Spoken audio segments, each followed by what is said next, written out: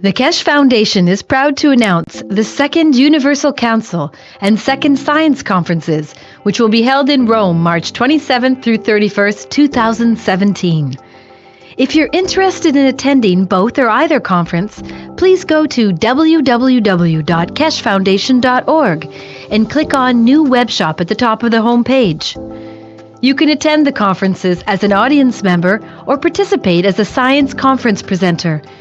Presenters will be allocated 1 hour to present products and innovations in Keshe plasma technology in any of the following categories: space technology, health, materials, energy, agriculture, transportation, the environment, GANs and nanotech, and any other area that applies. Foundation distributors and manufacturers will be attending the conference, affording you the opportunity to build relationships to promote and market your products. The full package price for both conferences is €1,650 per person, which includes daily attendance to the conferences, 6-night stay in Rome, as well as breakfast, tea, and lunch on the days of the event. Accommodations for this package is based on double occupancy. Check-in on the 26th of March, check-out on the 1st of April. The full package price for 2 persons for both conferences is €3,300, which includes daily attendance for 2 persons, 6-night stay in Rome, as well as breakfast, tea, and lunch on the days of the conferences. Accommodations for this package include a twin room with a king-size bed. Check-in on the 26th of March, check-out on the 1st of April. You can stay additional nights if you wish at a cost of €175 per night per person. A single ticket for those who wish to only attend the Universal Council Conference, which takes place on the 27th and 28th, is €750, which includes the price of admission plus 2-night stay in Rome in a 2 single-bed room, as well as breakfast, tea, and lunch on the days of the event. Accommodations is based on double occupancy. Check-in on the 26th of March, check-out on the 29th. A 2-person ticket for those who wish to only attend the Universal Council Conference is €1,500, which includes the price of admission plus 2-night stay in Rome in a hotel room with a king-size bed, as well as breakfast, tea, and lunch on the days of the event. Accommodations is based on double occupancy. Check-in on the 26th of March, check-out on the 29th. A single ticket for those who wish to only attend the Universal Science Conference, which takes place on March 29th through March 31st, is €1,150, which includes the price of admission plus 4-night stay in Rome in a 2 single-bed room, as well as breakfast, tea, and lunch on the days of the event. Accommodations is based on double occupancy. Check-in on the 28th of March, check-out on the 1st of April. A 2-person ticket for those who wish to only attend the Universal Science Conference is €2,300, which includes the price of admission plus 4-night stay in Rome in a hotel room with a king-size bed, as well as breakfast, tea, and lunch on the days of the event. Accommodations are based on double occupancy. Check-in on the 28th of March, check-out on the 1st of April. If you would like to attend and prefer to make your own arrangements for accommodations, the price of admission to either conference is €200 per day. We look forward to meeting you at the Second Universal Science and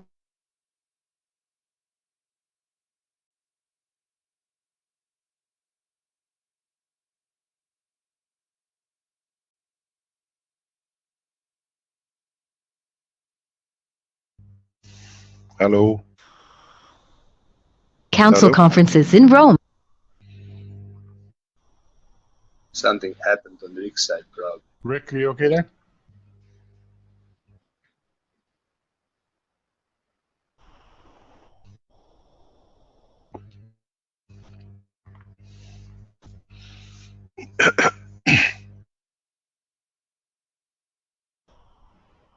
Hello? Oh, okay, I think Rick, we just lost Rick for a second. Are you back here now, Rick? Yeah, I'm here. Not sure what happened there. Everything went down, I guess, briefly, and I'm still, my live stream's attempting to reconnect. I think it's still recording, and I said it lost the internet connection. Attempting to reconnect. Can you share the videos, the second part, and maybe we'll just continue from there? The second part. The second video is good.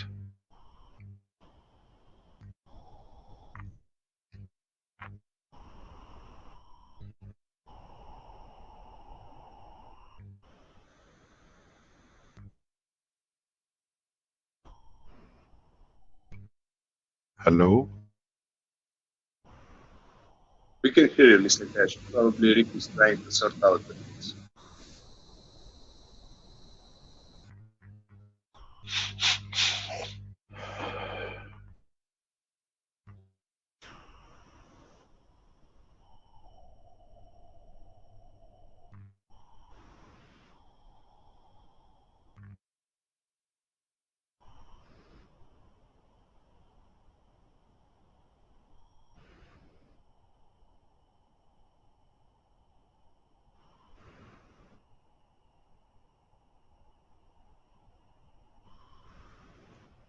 Rick managed. Are you back now, Rick?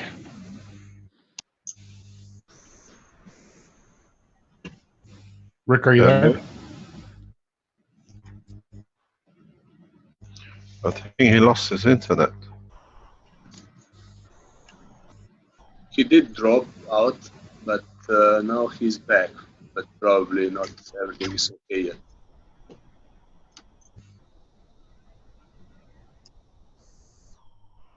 Hello, Rick.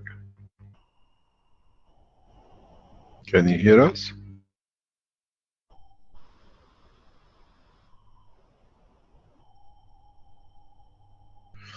Rick, you have the microphone opened, but no voice is coming through.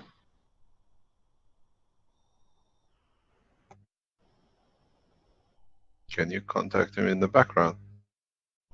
Yeah, I'm doing that right now. He dropped out again.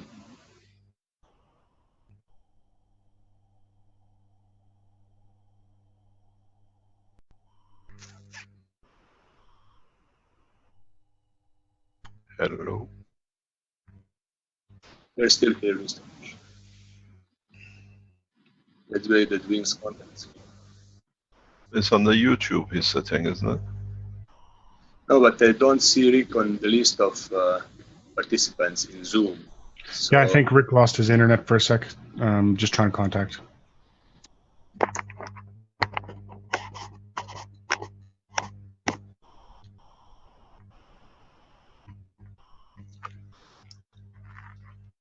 He's just rebooting. He'll be back in just a moment.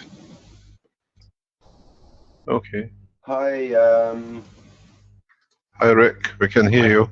Yeah, I had an internet glitch there. I'm not sure what's happening. It's sometimes the cable company likes to change their software at midnight for some reason. So maybe that's what's happened. Do you have any trouble, Vince, or are you okay at your end? No, I'm good here. Jeez. Okay, let's well, go ahead. Seems to be stable now. I'm going to restart the live stream and see what happens here. Okay, and maybe we'll just go right into it without any more videos. How about that? Okay, sure. Okay.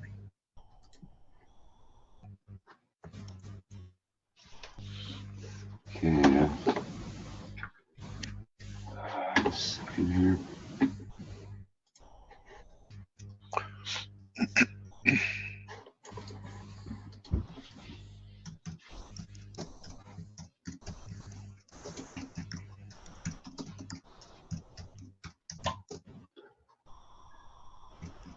Are you ready? Just a second, I'm just getting it lined up here. I'm starting the live stream. Now I have to change my settings. I'll do that.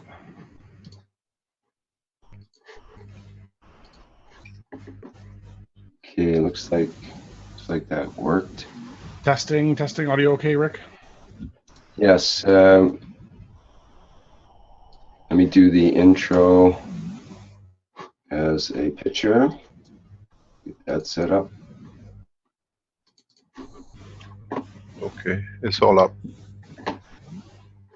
And I'll make the announcement. Welcome everyone to the 154th Knowledge Seekers Workshop of the Keshe Foundation Spaceship Institute. And once again, we're gathered here. It's Thursday, January 12th, 2017. And we have Mr. Keshe ready to go with today's teaching. We had a bit of a glitch at the beginning with the transmission with our movies, so we're not going to have the movies on this version. And we'll carry right into the main body of the workshop. So go ahead, Mr. Keshe, if you're ready there. Yes. Good morning, good day to you as usual, wherever and whenever you listen to the teaching. This is a normal situation. We sometimes have hiccups in the transmission as we are literally participating from all over the world in 4 or 5 different countries around the world to set up these teachings, going from Canada to United States to Slovenia down here to Africa and other places, people who sit on the support in the background. Keshe Foundation is a collective work of more or less a number of people around the world that it keeps on going. As you see, it's 154 Knowledge Seekers Workshop as a workshop sessions, which is now we are in more or less in our 3rd year of teaching non-stop. There are a number of things which we would like to go into that we understand more. I have received a number of requests or questions in respect to Ghana and our work here. The Ghana Atomic Commission collaboration with Keshe Foundation has taken a new dimension. We've been given and accepted the premises of the university administration block, which means the Keshe Foundation from today or this week has a permanent residence in Africa. It's one of the most prestigious buildings in the university campus and part of the Ghana Atomic Teaching section. This gives us a permanent research center. It's a massive building built by the Russians and is on the main road of atomic offices. It's a secure premises and it allows us to establish permanent research section. We have recruited the scientists we would like to see to be collaborating in this center, and already the Keshe Foundation manufacturing working team, which are all mainly masters and PhD students which have completed their degrees, now have gone into working and research and development. This has given the whole teaching a new meaning and the whole working a new meaning. What this means, we would like to see to follow up around the world with those who set up the teaching and what we call the manufacturing. What it does, the working teams, which we are choosing elitely as a scientist group, this is how we set it up initially. Now we're going into the practical side of it, is that whenever they decide or when the production on certain section with them is completed, they switch into research or they bring their part of work into the research and manufacturing. This means the people on the floor while manufacturing, producing, continuously add to the knowledge. This changes a lot of things for us in especially Ghana research and Ghana manufacturing. The research building, we will release the pictures and the accommodation in the coming days, is one of the points which we needed to establish a solid ground within the structure of the university structure that we could teach freely. The teaching has been extended that hopefully from next week, 2 sessions of between 15 minutes to half an hour will be given to the foundation on the national television and radio to teach the plasma technology and what we do and what we manufacture. So we have brought the public teaching, manufacturing, collaboration with the scientists all together. It has become a wonderful collaboration. It's taken a lot of work and time. It's taken a lot of investments. But now we see the fruit of the work. And this should be a pattern for a number of people around the world. If you are looking for and we're wondering how to set up your manufacturing or your teaching. We have advantage that we have access to lecture rooms, that we can give popular lectures frequently on a daily or weekly basis to different sections of the public within the structure of the Atomic Commission. What this allows us to do is selectively teach doctors, selectively teach vets, selectively teach farmers, scientists in different aspects of water dissemination, where they can actually from the conference room go into the lecture, into the laboratories and test and see the results that they can understand directly. We extend this to all the African nations use of the center. So Kenya, Nigeria and other Keshe Foundation groups who want to do work can have access to the laboratories. This takes under 2 to 3 months to complete now that we have acquired the building. The next step for us is, as we have spoken to our team in other countries, you need anything to be tested, you need anything to be validated, you can send it to Keshe Foundation Ghana and we test and validate it for you, be it whatever be, plasma reactors, new materials and the rest. We hope to establish another section system like this very soon in Philippines, hopefully once we complete our position here. On the other hand, we have received a lot of communication in past few weeks. What is the position? What is the outlook in respect to earthquakes which you forecasted? We expect massive earthquakes in the region of 8, 9 and for the first time possibly 10 in around Japan in the next few days. West Coast of United States. We have asked directly our staff in Tokyo to leave urgent. Keshe Foundation staff in Tokyo University are leaving into sections which they feel happy and safe. If the coincidental earthquake, which has already set up, will manifest itself by coming to a solid face land in Japan, we see situation very much not far from what we saw with Fukushima.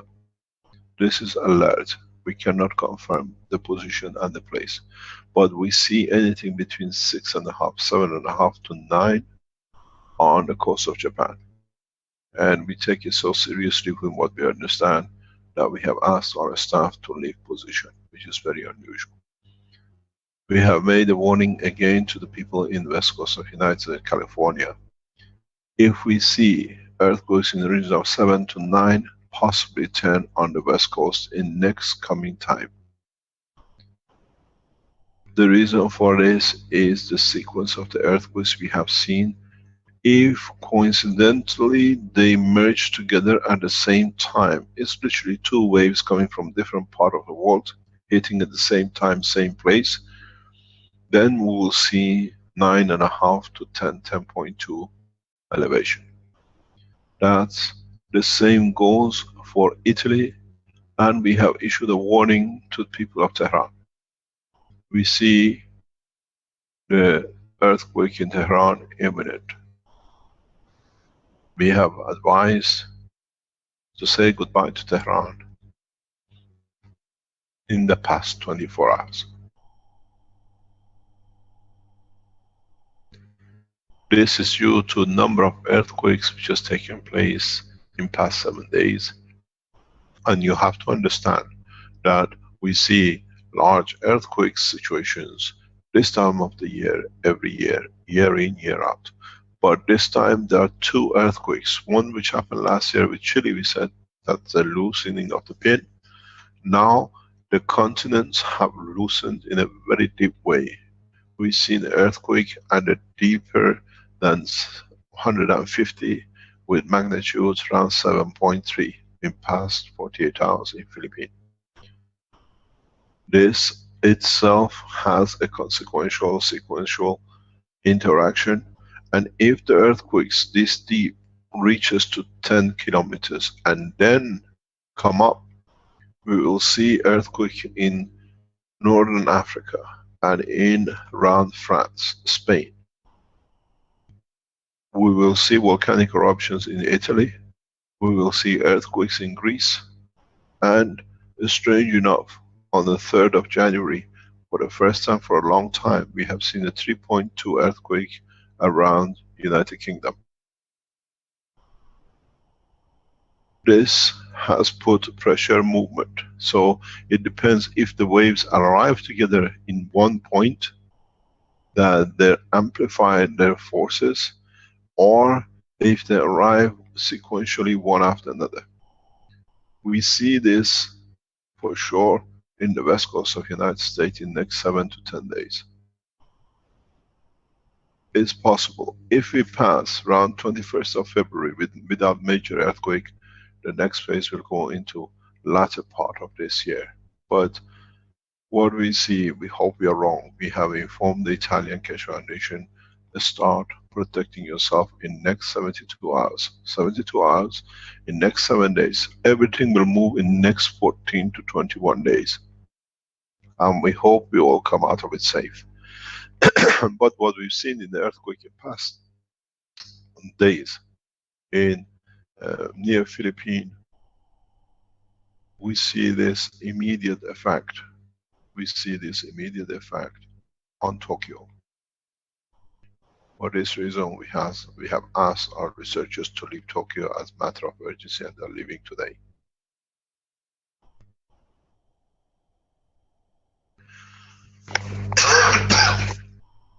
We see the same in the west coast of United States. We cannot pinpoint exact position and the magnitude, and it all depends if the earthquake of the Philippines arrives in 3 directions together, and then how much forces is being delivered into the west coast of European continent. The pressure, the pendulum will be absorbed fully by Italy. We expect large earthquakes around Rome and north of Rome and around Napoli. This is our forecast. We said we're expecting it, and now we've seen it. But a lot of things depends if the sequential movement do not release other layers that these can create further problems. If you are a Keshe Foundation listeners in Japan, please take protection. We advise you strongly in Tokyo and around the coast of Japan. We issue alert for west coast of United States, around California, and we expect a huge earthquake in southern, what we call United States continent or the American continent. This can lead to massive, massive earthquakes. We still see, if the earthquake hits before 20th of January, President Obama will stay in power. The new administration will not have the power to take over due to devastation. We hope we are wrong.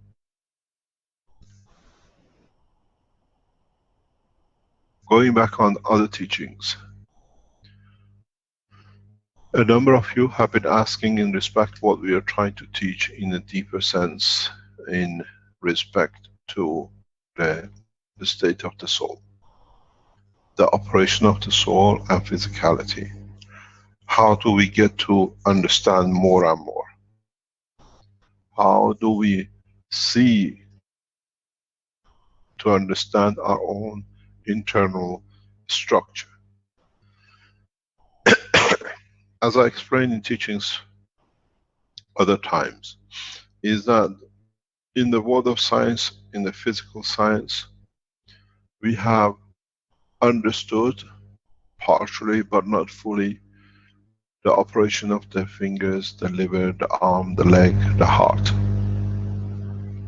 Man has never come to understand the operation of his own soul, which in fact has the same components, and he has components which affects the physicality.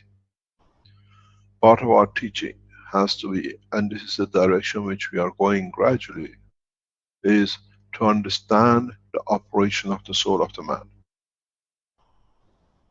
This is the change of the course in the knowledge of the teaching. As I said, we started with matter, we taught you the nano, with it then the GANs, and then the fields of the GANs, and for it the operation of the collection of the fields, which leads to the center focal point, or what we call principal matter energy.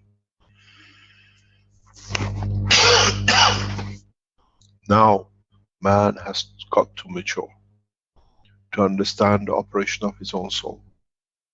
to understand if I do such a thing in physicality, what's the sequence and consequences in the direction of my soul? What can I ask? Where do I go? How do I think through my soul? How do I operate?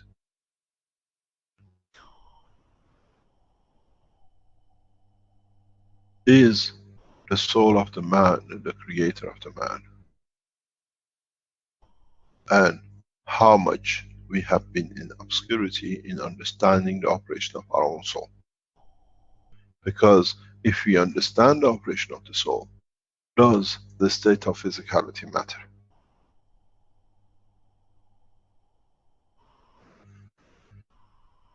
It says, I made the man in the image of myself.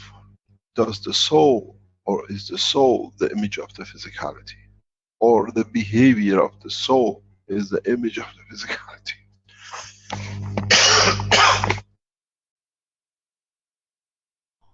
Man needs to mature. We were happy to work with a puppet of the physicality. Now, would we like to understand the operation of the master who handles the string of the puppet?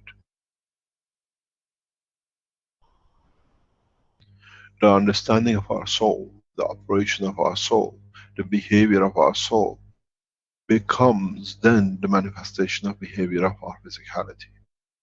Then the man becomes a perfect man, if he understands the totality of the operation.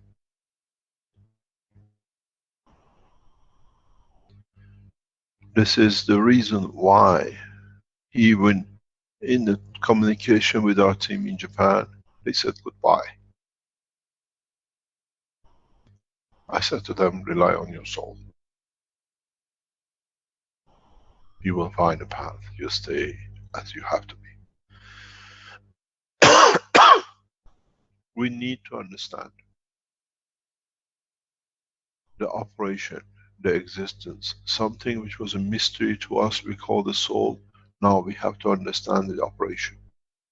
It's the friend which has been with us and has been the creator of us.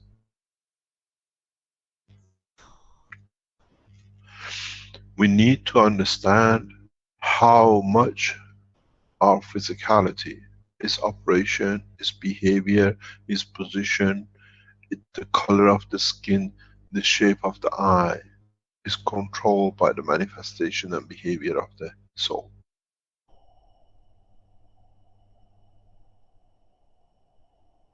Our soul is, in the small operation, responsible and in a way controls the physicality, as it has other dimensions of interaction.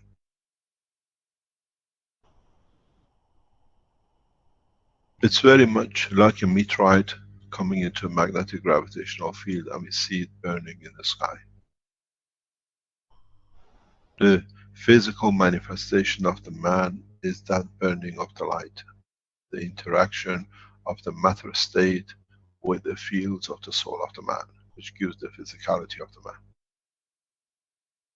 Do we need, or are we part of the same structure, which in the interlink between the others we interact and live with our souls, which then, because we think we control the physicality, the soul is something beyond our comprehension. The faster and the sooner I can teach man to understand the operation of his soul and how his soul has control over the physicality, then the man can take into space. Then it's your decision in what form you want to take into space, as I said before, in a spaceship or through the strength of your soul. The soul of the man will take man to every dimension on this universe and beyond. The physicality of the spaceship has a limitation of the dimension and position. Those who mature will travel the depth of the universe. Those who have the fear of maturity will take into ships, out of the uncertainty of understanding the operation of their own soul. So, in a coming time, we'll divide in 2 or 3 different sections. Those who understand fully the operation of the soul, which is the freedom of their existence across the universe.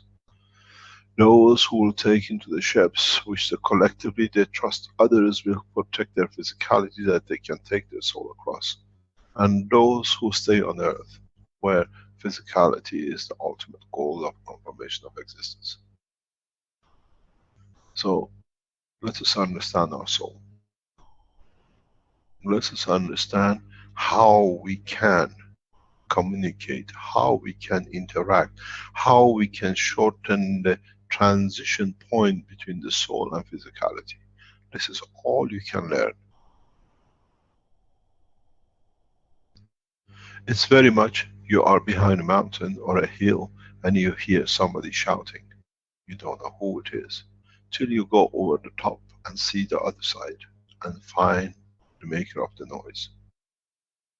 The closer you get, the closer, the shorter the transition time, the transition position. So now the body of the man is the same, it's on one side of the hill. Hears all the time the noise of the soul, but has never seen it. It's time to climb the mountain. It's time to climb the hill and look down and see the creator of the man, which is the soul of the man. How we want to achieve this, it limits the extension and understanding and the fear of the man of the truth about himself.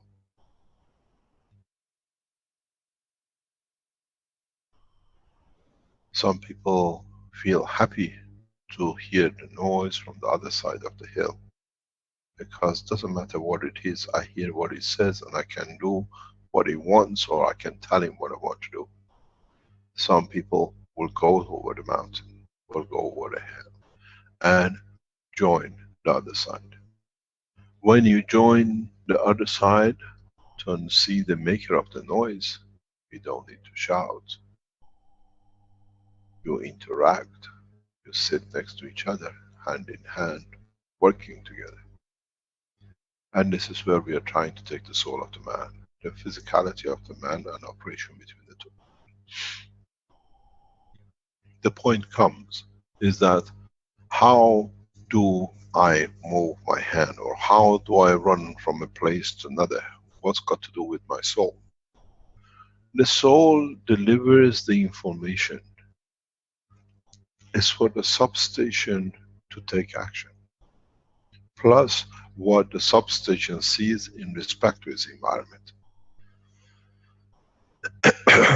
The substation is the physicality of the man.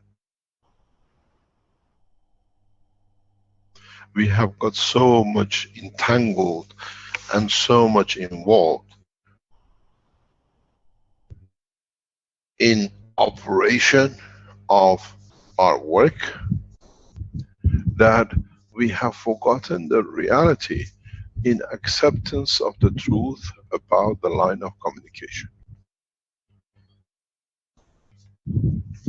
We have accepted messengers, we call them prophets.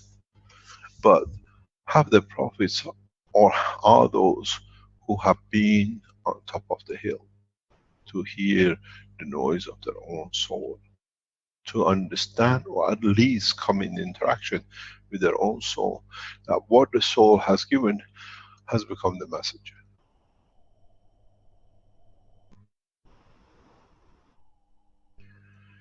The problem is to understand that every man is a messenger. Depends on what message he wants to hear. Those who decide to work with the structure of the physicality confirm the existence of non-existence of the soul. It's there because we are more tied up with physicality, we want to be where we are.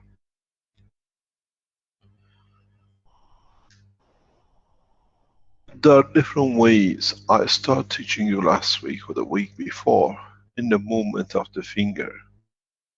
Feel a pain on the finger and try to find a position in the brain. Now let us go a step further. You touch the finger, or you decided that I'm going to have a pain on the tip of my index finger, And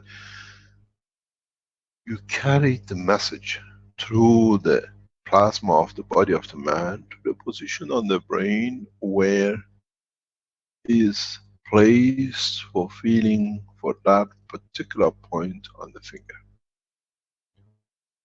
Now, take that and move in. You will pass the emotional layer. You will pass the transition between the principle or the soul and the emotion. Try to follow the fields. It will not be in the physical direction and dimension, but in the field that you will see the light. You see an interaction of the inversion into the center of the brain of the man where the soul sits. Then you knock on the door of the soul. Then you have to understand the strength of your soul. Then you have to understand the construction of your soul. The construction of the soul of the man is nothing but the same as the construction of the center of this planet. Or any star.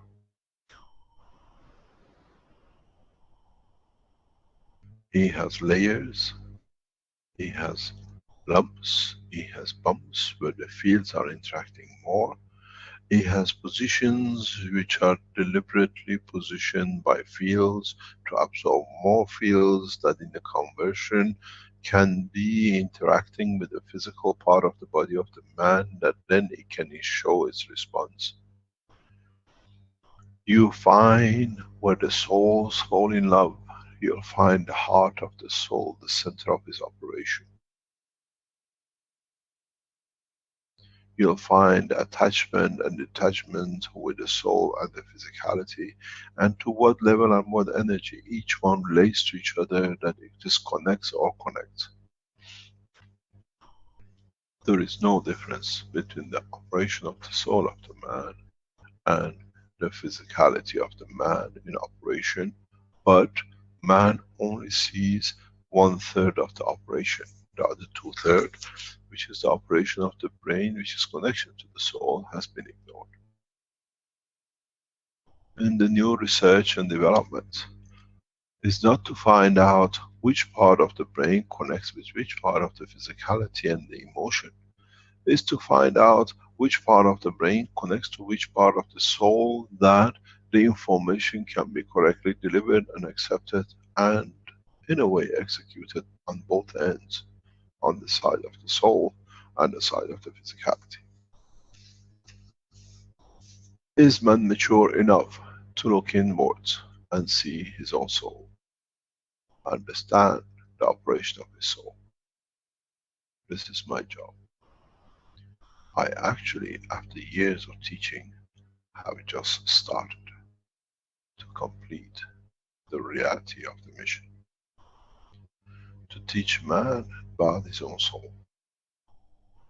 To teach man about the operation of his soul. Where you enter a new dimension in the universe, and you can ask the soul, or put across to the soul, this is how it looks here. I want to have 14 arms and 20 legs, that I'm happy to be here, and I don't put too much pressure on my emotion, that puts pressure on the soul.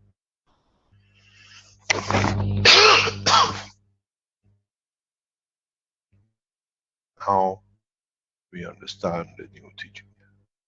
Now we understand, more or less after 3 years, why we are here. Some of you who understand the operation of your soul will take into space in no time. Some of you who see this as not being understood will ridicule, but that's okay, because as we said, you take according to your own understanding. Some of you who understand the position, but prefer to stay in the dimension of physicality of the earth, this is where you have chosen, because grass is not greener on the other side of the fence. Would life be easier in planet Zeus?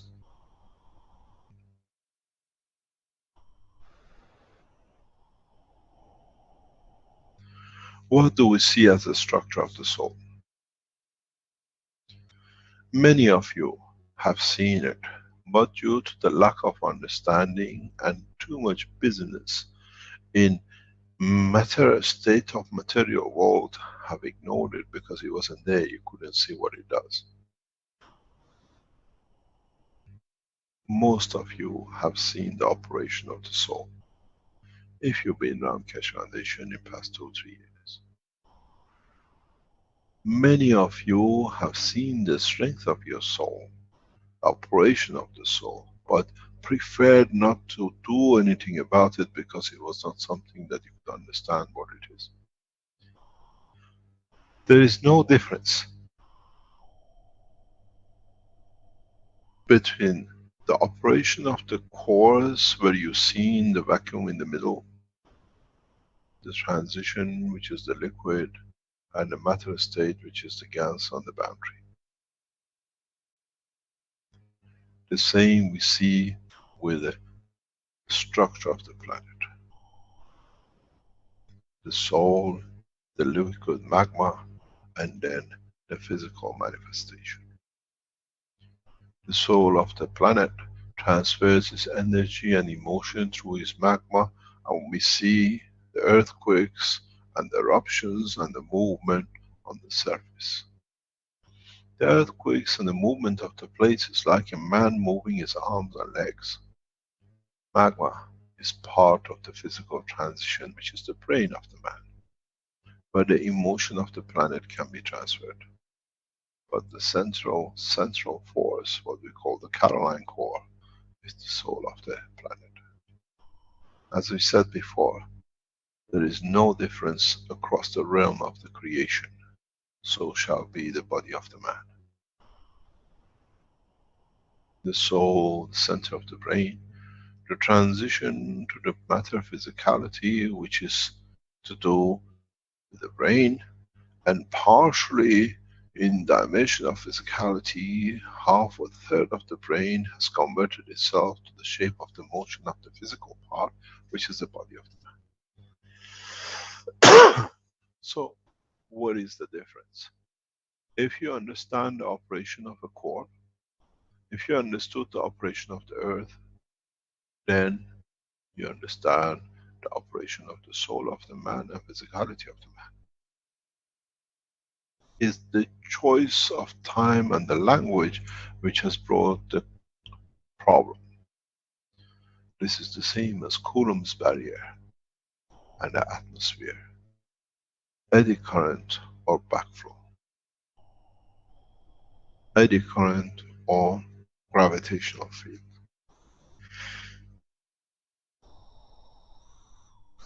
So in essence, we come to understand one thing, and that is, there is no uniqueness in the structure of the body of the man, in its physicality, in its emotion, and its soul. Going back to books, which book 1 or 2 or 3 as you read, and you put the collective knowledge together to understand that all always have been the same. Change the creation of matter to the creation of man. Change the structure of the light to the dimension of the emotion of the man, where the energy transfers from the principle to the matter state. Change the creation of the universe to the soul of the man. Now we have seen. There is no difference in the world of creation. It's just understanding the interaction and the reaction of the body of the man in respect to his soul, in respect to his environment. We have never sent an astronaut or cosmonaut without the clothing, without the protection into space to see if he survives. We assume he will die. We assume that he needs a protection of the condition of the earth pressure for him to confirm his existence. But man has never dared to take the next step.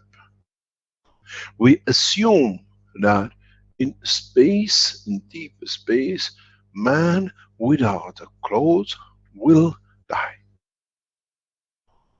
But if the man understands the operation of his soul and the interaction between the physical manifestation and the soul of the man, does the man need a spacesuit, as I said before? Or within the skin of the body of the physicality of the man, by changing the characteristic of the skin, man survive the deep space in anywhere, any location, in any universe. Now you see, the restriction has been on the man himself, by himself, and those who claim to understand the knowledge of the creation, that have brought this limitation for man to understand. How much more falsified knowledge do we have to accept? Is the ultimate speed of light the speed of motion? But now we understand a bookkeeper has made a mistake because he didn't understand the totality.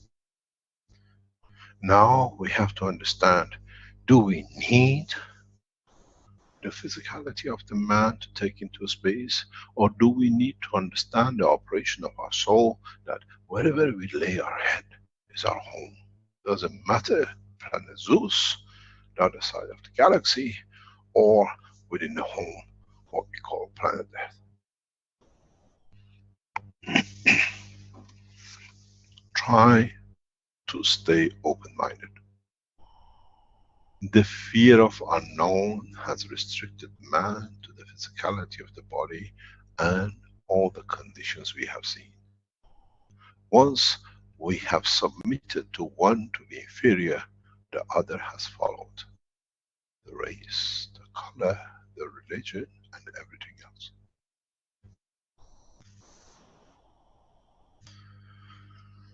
Try to connect your physicality with your emotion, where you understand the emotion, but you don't control the emotion.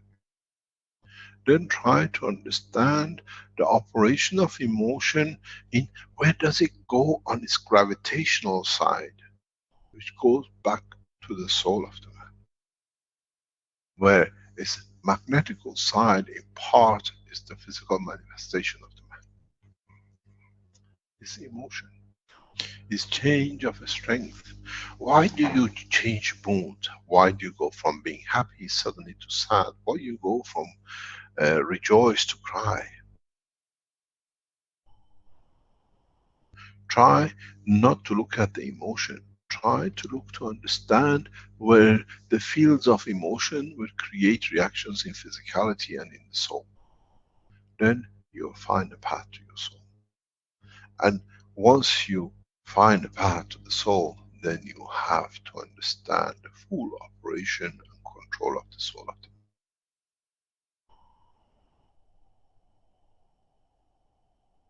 We did biology. Now we have to do soulology, to understand the structure of our own soul. To understand how our soul operates, which part of the soul connected to which part of our physical dimension in the brain and physicality. And in so many ways, in that process, we have to understand the knickknacks, the positioning, the strength, the colors of our own soul, with all the compartments which it carries. What it gives out in interaction with the other souls, in what it gets back, becomes the information for the soul. I said very recently, the angel of death has visited the planet Earth. What does it mean?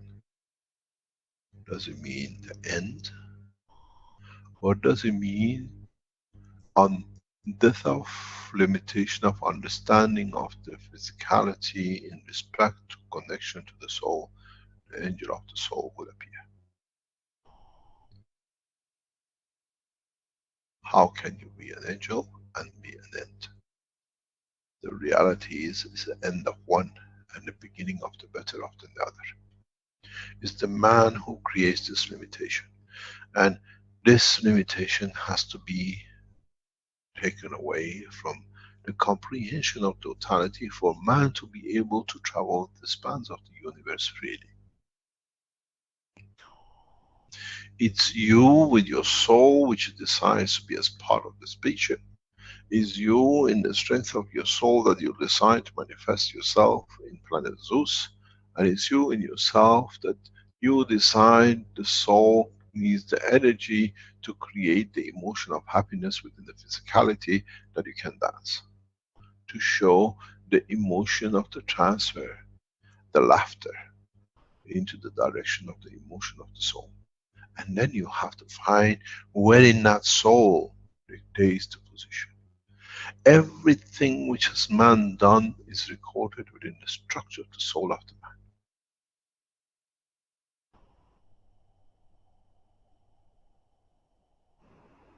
If man could find, understand the operation of his own soul, he will say the history of the man with his own soul. As all the souls at all the time of operation are all collectively connected and stored the same. So, go back to my teaching of years back. Would you like to see the crucifixion? Would you like to see the martyr of Bob? Would you like to see the manifestation of the beginning of the Islam? Would you like to see Buddha? It's all registered within your soul. I said many times, I bring man, the history of man, for man to be ashamed of. You were waiting for a show. Now you understand the show is within your soul.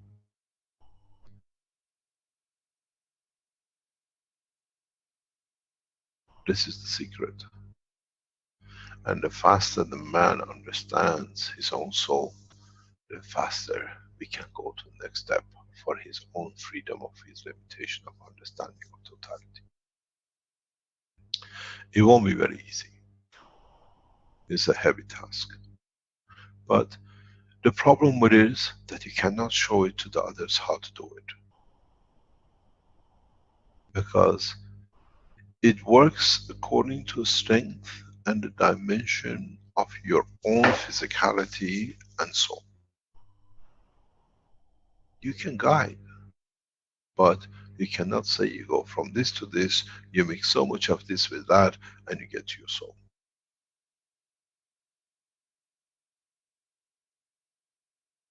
As I've said many times, you want to find a path to your soul, read the hidden books. The hidden word of Baha'u'llah is a guide to finding the path to the soul. But do not look at the riddles, because he was the best riddle writer. Look at the essence of the knowledge. You'll find the path. Muhammad, bless his name, has done the same in the world. We find the same in writing of Christianity, those who have not been tampered with, as many of the Christianity books have well been written to fit a few in Vatican over the centuries. In Torah, we see the same. The path to the soul has been mistaken as the work of the physicality. Thou shalt not steal. You have stolen from yourself the carriage of information from the soul to physicality, so you pay the punishment of the existence on this planet.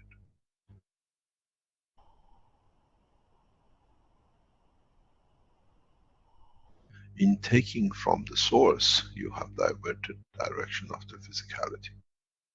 Try to understand a deeper essence, then you understand the totality. Is life just eating, meeting, sleeping, and other thing? Or is it a path to change the direction and strength of the soul, that the soul takes new position? This goes back to the teaching we've done many times. Why do we pray for the soul, for the people who pass, or for our children, or with the blessed soul that is doing this? When you do, you give from your soul directly into the soul of the receiver. And then he elevates or she elevates in the soul level. And then in elevating, according to the law of the plasma, in trying to elevate others to the same strength as we use in medical application, it elevates the soul of the totality. This is where the prayer goes.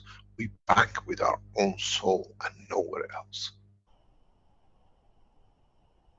But the banking has been hidden behind the buildings of the churches and the mosques and temples. Because man has not seen the creator of the voice on the other side, the intermediaries can say whatever like and play any Chinese whisper. This is why I say there are no churches and temples in the universe, because the man who takes into your space of the universe has already understood. Does not need no church and no temples.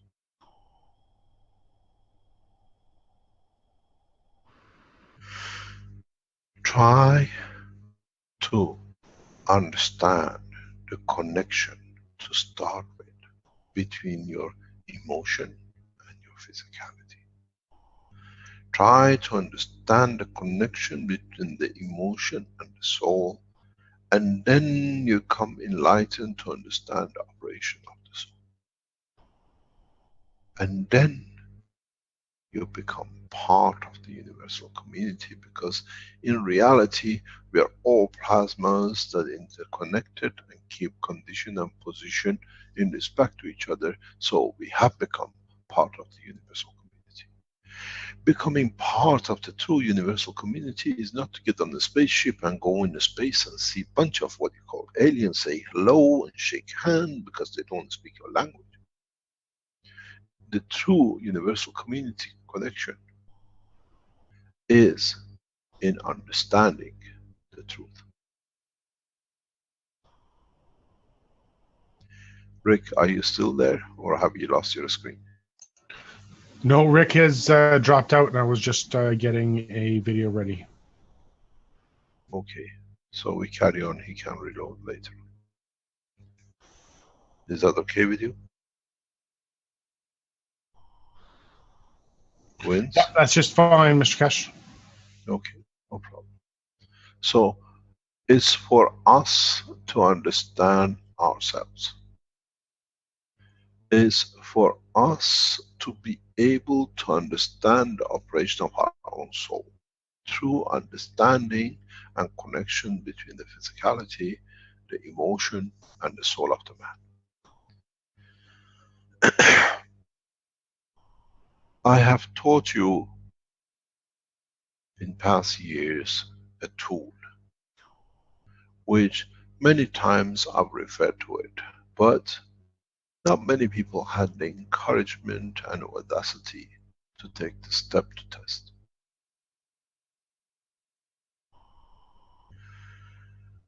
Many of you, hi Rick, you're back.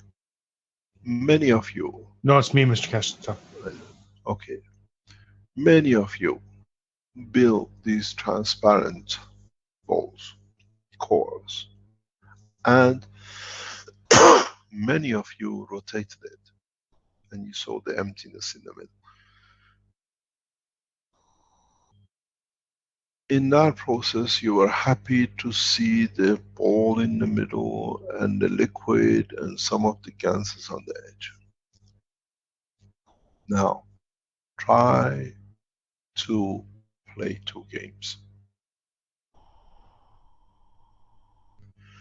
make the ganses as many layers as you can.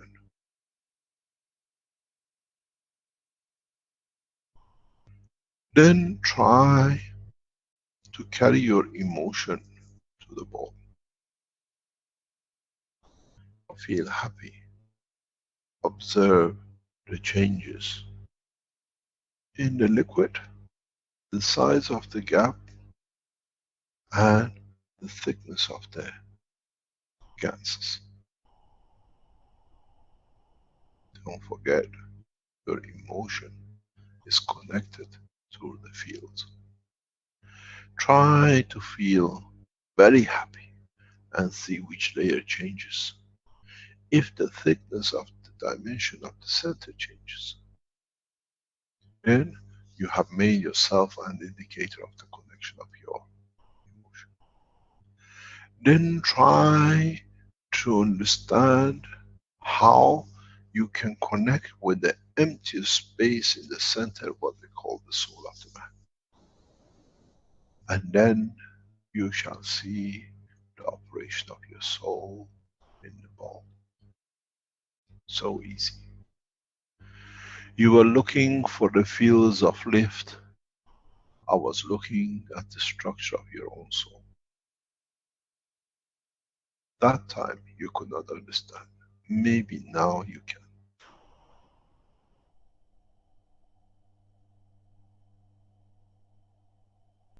Then try to transfer your physical pain and emotion through the Gans layers, through the transition, and see what happens to the empty space in between. If you observe closely, you can even see the sparks and lights in different parts of the empty space. Then you understand, this is the position of my happiness within my soul.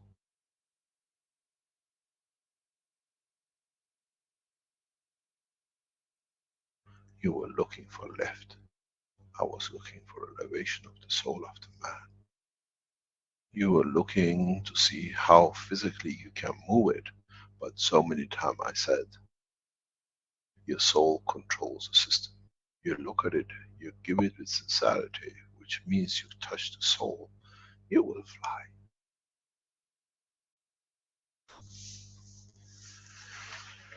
Maybe it's time to understand more. Maybe it's time to look at all the tools you have made. Majority of them have been the tool for connection between your physicality and the soul, and you never understood. But many times I've said, the controller of the flight system is the soul of the man, because the right of the communication with wires and electronics is too slow. Electronics is like a neural system. It takes time for the information to go. It's too slow, where the fields interact directly at the speed of the string. Now you understand how easily again you all have been taken for a full understanding. All of you have been sitting and watching in reality of the two, but could not distinguish. Maybe it is important for all of us to start making back those transparent balls with different ganses. Don't forget, zinc is line of your emotion, copper is the line of your physicality, amino acid is the connection with the planet, and the rest of your physical material condition within the sphere of the ball will give you a rough indication of how you want to play the emotion, the physicality or the soul, and see the effect on the other two.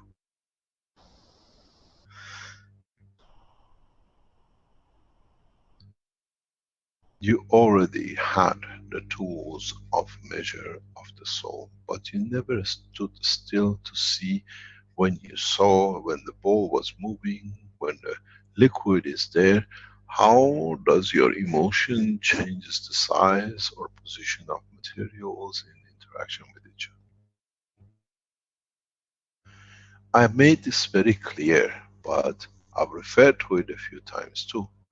Go back on the books where we show the separation of the GANs in one of the tubes. You have a clear line, but you have intermingling line. Ganses stay separate according to the restriction.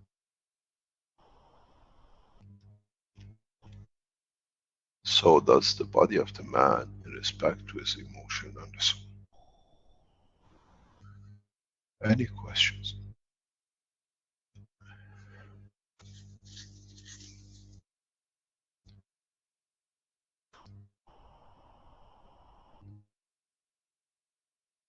Hello? Yeah, we're here, Mr. Keshe. I'm still trying to get Rick in. I haven't been able to search the chat for any questions yet. Ah, okay. There's nobody you can allow on the line? If they have any question, except Dr. Azar.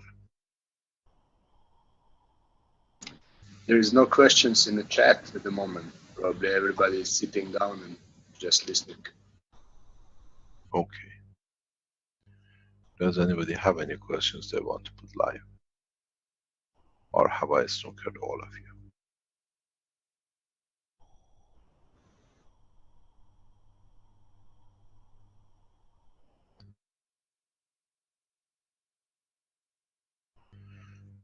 The process of wisdom comes from independence of the physicality. If you want to enter the world, or what we call the universal community, is our future in our hand, or is our future dictated by the others who position their souls in a specific position that our soul has to respond to? You see in the magnets how when one stronger or moves, the others have to accommodate. How much our soul accommodates the others, and how much our soul enforces its strength on the others for them to accommodate themselves in respect to us.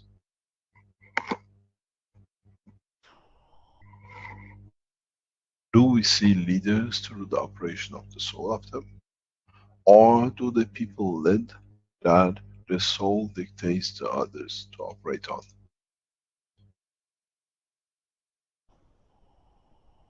Many times we said, is the soul of the man the controller of the man? Or does the physicality dictates the operation of the soul that in return accepts the motion and physical movement?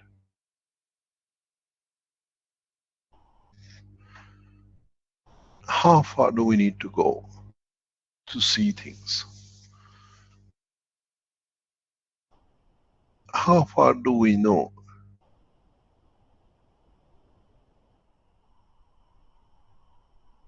We can change things.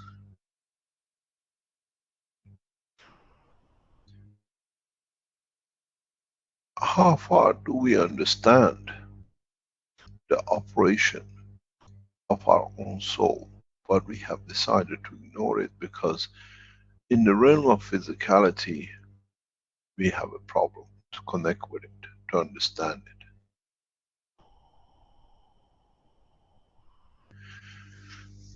Thus the soul of the man rotates at that speed which forces the operation of the brain to be kept at a given condition and position. Can we change the part of the emotion and place it in another place in the brain, in the cavity of the skull, and then would it move all the things which is connected to the physicality in that part? Let's say if you lose half of your brain to cancer, tumor, or whatever. What happens with the line of communication between the soul and the physicality? What happens to the emotion which that part was controlling? Do we lose it? The answer is no. You can replace any part of physicality in respect to the brain and the emotion in the brain with another part of the brain, or even within the neurosystem. I've explained this in the medical teachings. We have videos of it to show.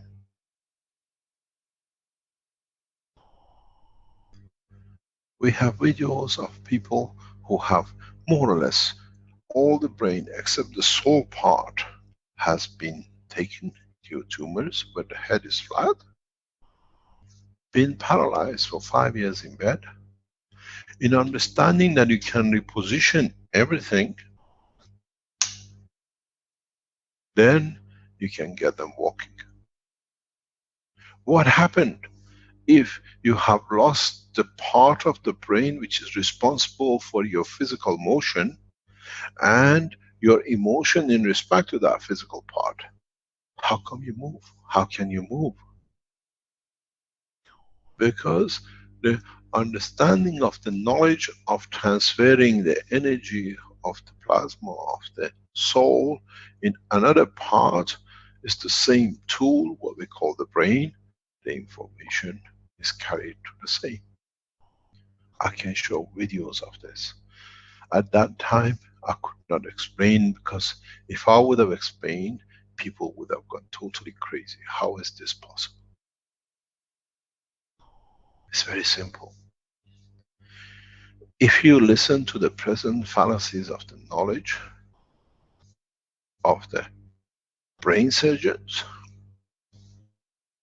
if you take the part which is responsible for the movement of the arm, or you have a stroke which you damage the cells of it, and you take the emotional part which is from the soul to the physical part, it should be paralysis.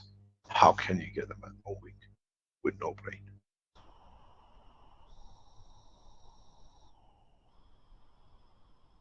I've done this 2 or 3 times. All it needs to understand is the brain of the man is a filter of the strength.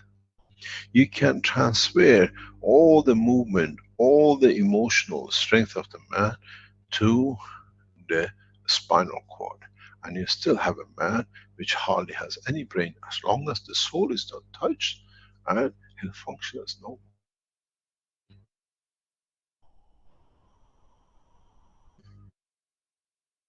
So you understand it's very easy. And the understanding is that as long as you have managed to confine the soul, it is the field of its strength within the matter structure of the environmental condition, then you can create a physicality.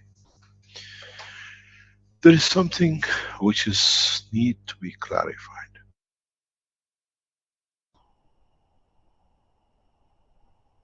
This is going to shock a lot of you who never understood, but if you think you understood, you ignore it. Because it was too much to even go crossing that line of understanding. Denial gives the safety of the jump with a net.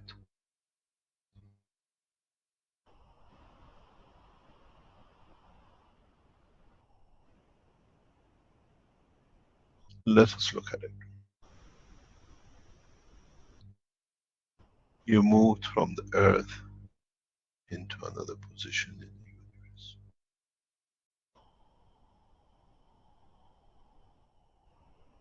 Where now you know you do not need the clothes of the astronaut or cosmonaut. Where the physicality of the manifestation dependent on the comfort of the operation of the soul in respect to the environment. Now, hold on to your chairs, because this is going to spook you off.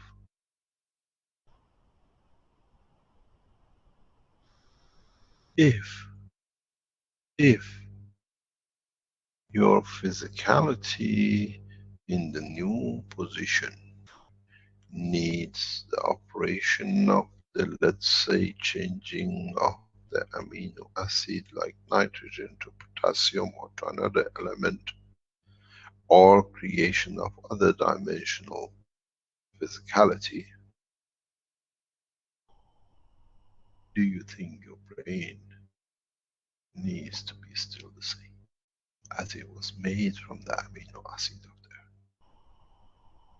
Or do you confine the soul within the fields of the strength of the position of the emotion that you can manifest without the existence of the matter levels of the brain for the confirmation of the existence of the physical?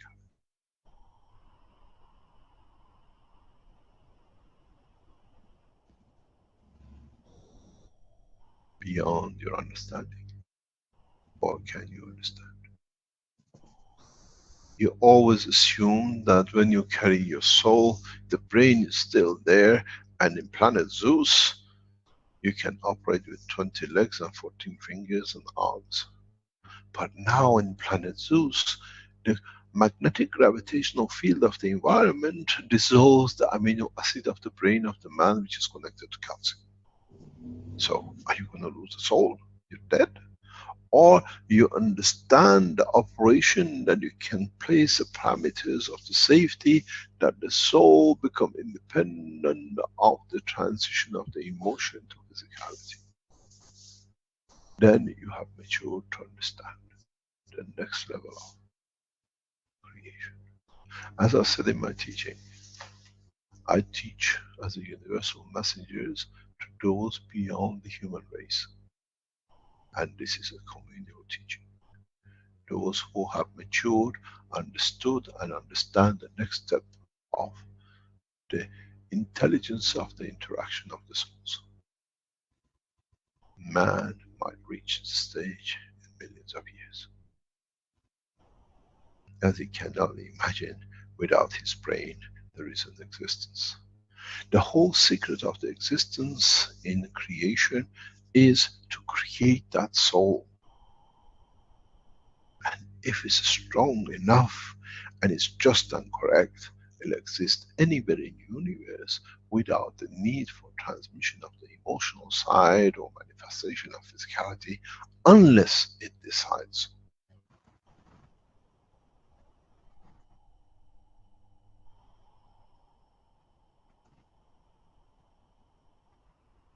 Blessed are those who understand.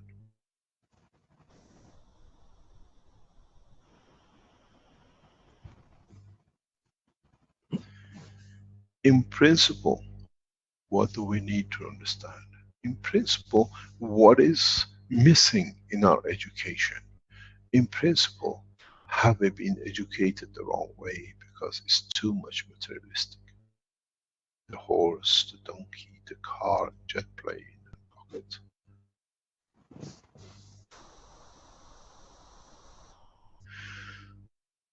Ask yourself one question. Where does the soul go when the man goes to sleep?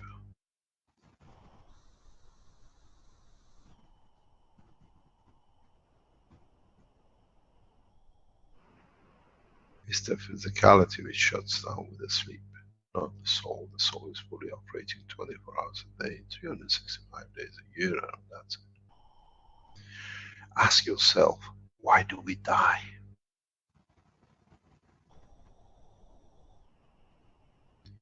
Can I live an immortal life? The answer is yes. And that is how much you decide to create the gap between the soul and the physicality. That you control most of the energies. When man goes into deep space, you will learn something, and that is The size of the soul and the emotional part of the creatures shows the level of their intelligence, understanding of the operation of the universe. A man with a big chunk of the need, like the human race, needs the physicality. If you reduce the boundary of the brain closer to your soul, let's say come down by 2/3, it means you have understood half of the emotional planes to go out.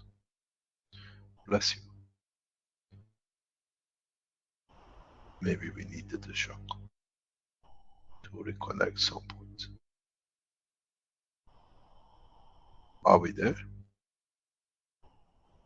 Yeah, we can hear you, Mr. Keshe. So the point comes,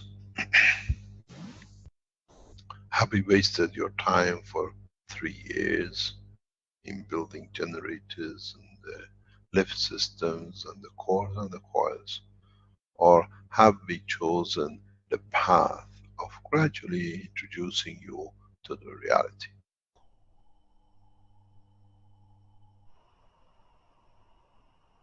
In the cores you put in, try to reduce the liquid water and see the interaction of your soul. And how faster you can change the layers of the, what I call, ganses. Then try to connect yourself with what you have created and you put amino acid in it, that you decide the size. And then try to insert that you want to see a new manifestation through your soul in the core. And then you shall see a light. A lot of you have been pushing to put different ganses and put different speed of rotation. And I always said, it's the potential difference and the current flow difference that it creates the manifestation. What you will see as a glow is the interaction of the fields of your emotion, which is given to the core, and in response back to you, you become the earth with the sun from the man. You don't see the sun because you are stronger in the soul than the system you made, but you see the line of interaction and the atmosphere. I was explaining this to one of our teams in the past few days, and I gathered that they don't see it. What we need the motor to spin the inside, we need the motor to spin the outside, and how a speed and what a speed. I said, you don't need a motor. How many times?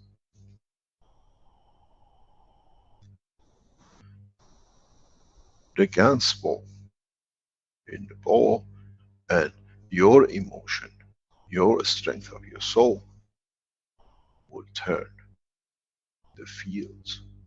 Do not look for a physical rotation, because that's exactly you have failed. Look what the interaction of the fields create, and then you will succeed.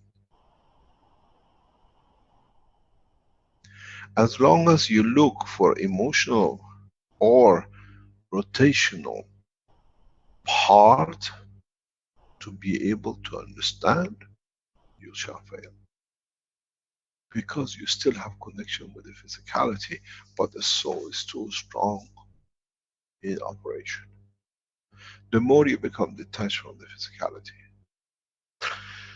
the closer you become to the soul.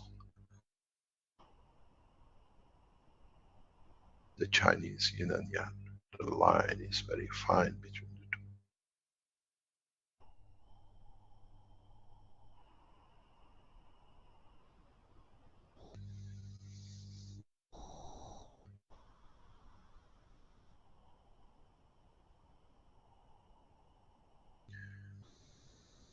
Any other questions? There are a lot of questions in the chat. So, Hello, Mr. Keshe. yes. I guess I'll let the other. Hello, Hello, yes. this is Ralph from I live in Texas. From? Texas. Yeah. Mr. Kesh, thank you for bringing us to this point.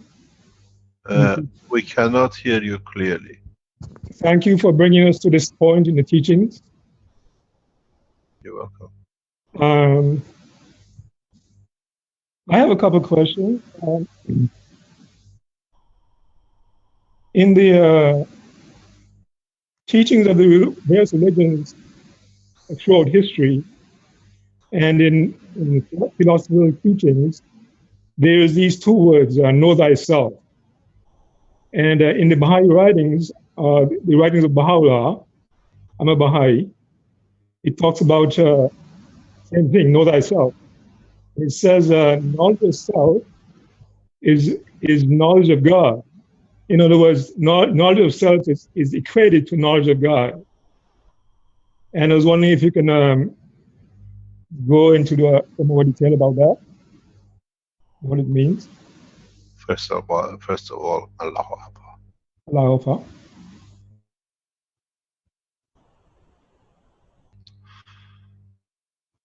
In the writing of Baha'u'llah, bless his name, what you just said is what I said just a few minutes before.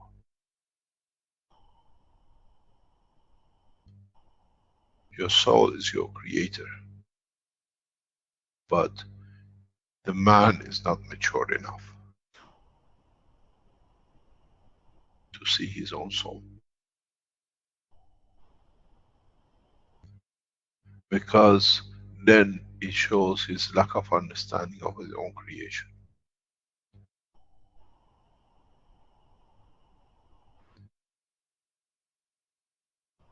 When we look inwards into the direction of the creation of our soul,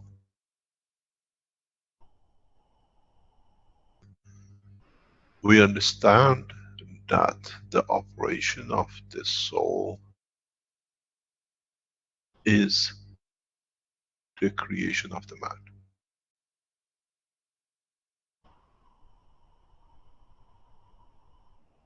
We need to understand our own physical creation that is connected and is literally the byproduct, the interaction of our soul, that then we can understand our own soul. Our physicality is the interaction of our soul with its physical, dimensional, environmental strength. When you go within the inner soul of the man, then you have no other environment but the soul of the man. Then you become independent of the physical dimension and the strength.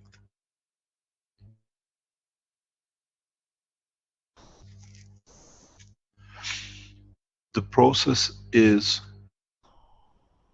would you like to be, as Arabs say, an ostrich, a camel bird? Would you like to be the camel, or would you like to be the bird? Or would you like to understand the essence of the two has made the ostrich? One being the soul of the man, and one being the physicality of the man. You have to look inwards into the operation of the soul, then you can translate the physicality to any dimension. And this is where most of the misunderstanding happens. We try to change the soul with our behavior of the physicality, but in fact we have to understand the operation of our soul to change our physicality. Then it's been answered by the writing of Baha'u'llah, bless his name. Buddha understood it, bless his name, as well. In so many of writing, in so many of his words, we see this. But those who went to the next level of understanding comprehended part of the message. Those who got stuck with physicality still go to the temples. The temple of the man is the soul of the man. You don't need to go to it, it's part of you. We see in some of the teachings of the prophets in Southern America, they understood the operation. And in their guidance, they try to transmit to their followers, people who could follow the message.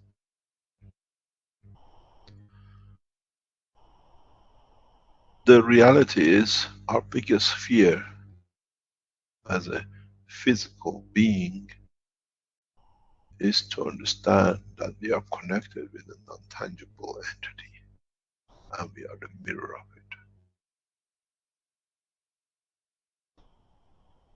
Is the physical strength of the central core of the planet which gives Earth the physical manifestation of outside of the mountains and the seas. There are no mountains and the seas inside the core in the Caroline core.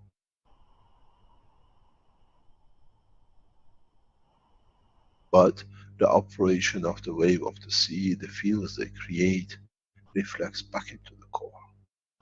And with it, the energy which is absorbed from the environment of the plasma of this solar system, transmitted to the center, allows the center to manifest itself, to position itself in a way that is safe in where it is.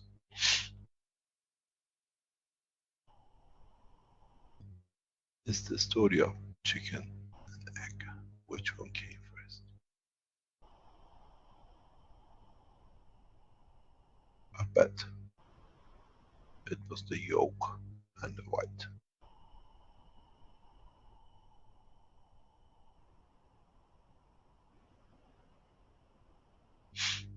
Any other question? Yes, one more question. Yes. In the biblical, there is this, it says, in the beginning was the Word, and the Word was with God. In many studies today, there's this belief that they try to associate the Word with sound, and they say that they make sound. Many science studies today show that sound can have certain effects on the on matter and so on. Anyway, but what does this actually mean? In the beginning was the Word, and the Word was with God. What do you mean? This is from the Bible. In the beginning was the Word, and the Word was with God. Can you go into more detail about that? I don't understand your question.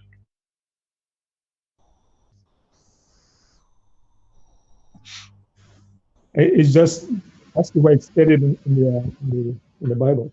Can you explain what you're asking that I can? Well, what does it mean?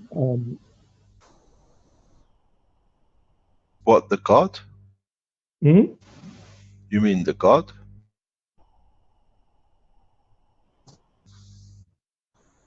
Can you put your question again in a different way? It's that the Word has some association with creation or beginning.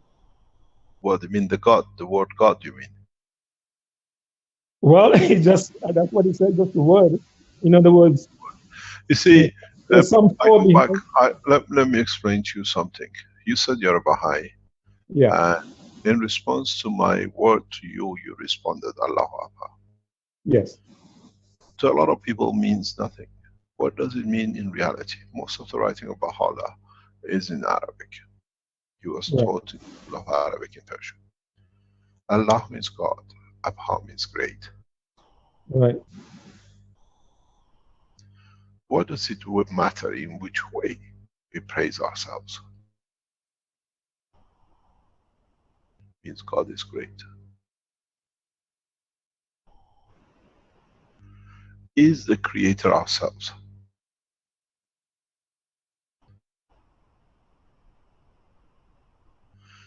is us who's afraid of us.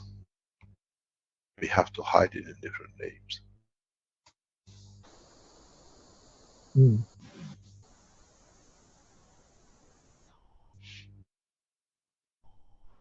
Are we afraid of to see our own real truth, who we are and how we are created?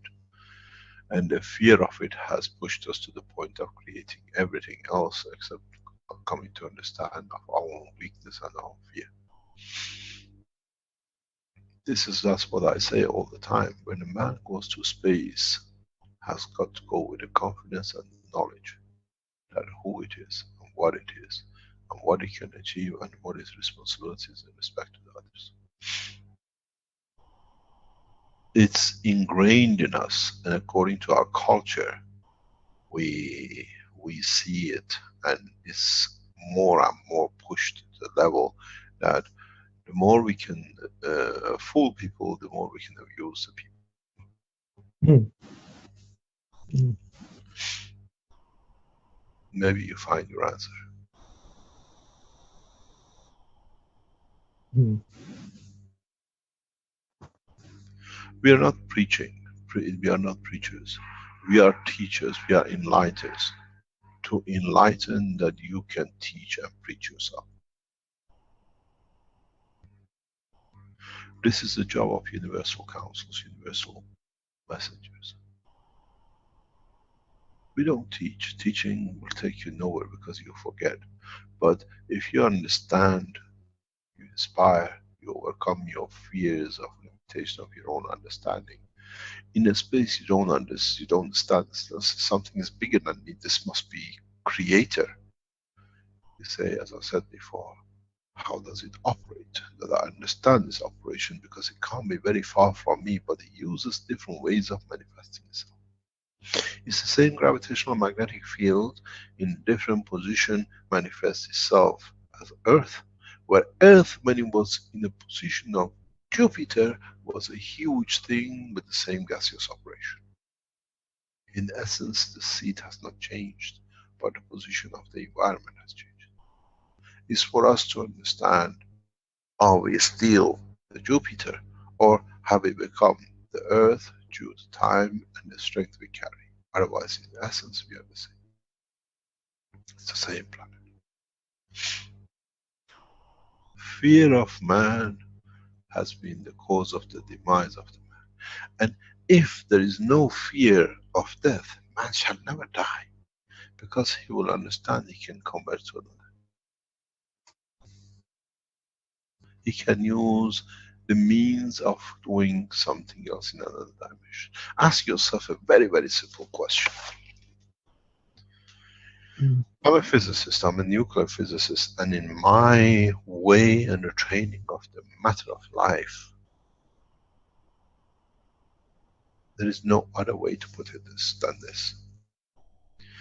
In the nuclear physics, we say a neutron, in losing its balance of the field forces inside, it divides into electron and a proton. Now, this will be the biggest question for humanity. When the balance of the fields of the physicality of the neutron of the body of the man in respect to his environment disbalances, where does the neutron of the soul of the man goes? Does it divide into another soul, smaller and larger, and manifest itself in two new dimensions?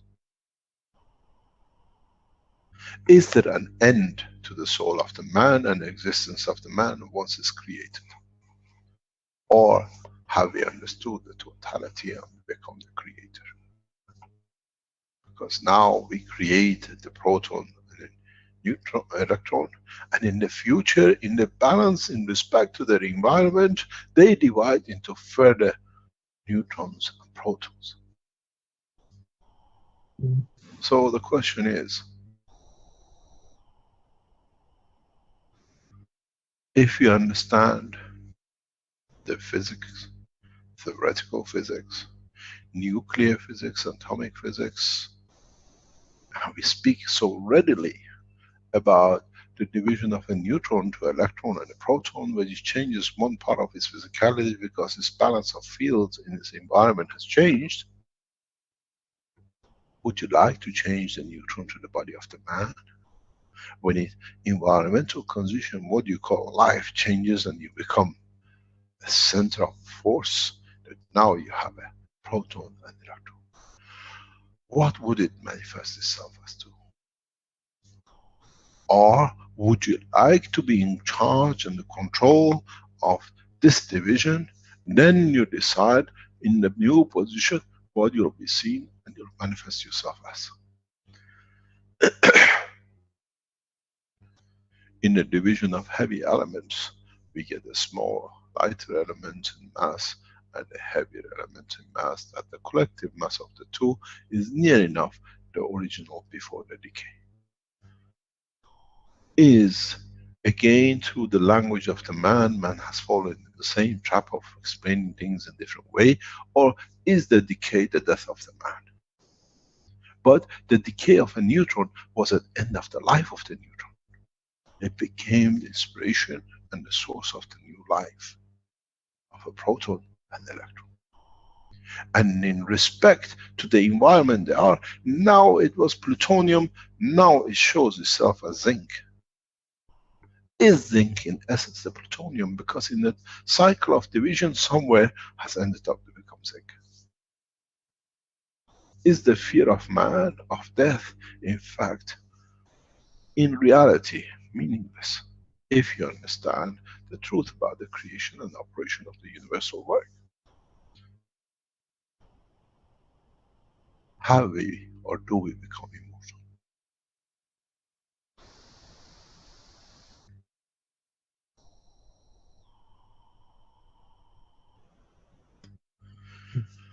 We inspire is for the man to gain the knowledge to deliver his own soul from what he or maybe be it can do in the future.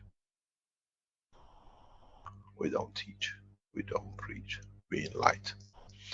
Enlightenment allows you to see the light, the path to your soul.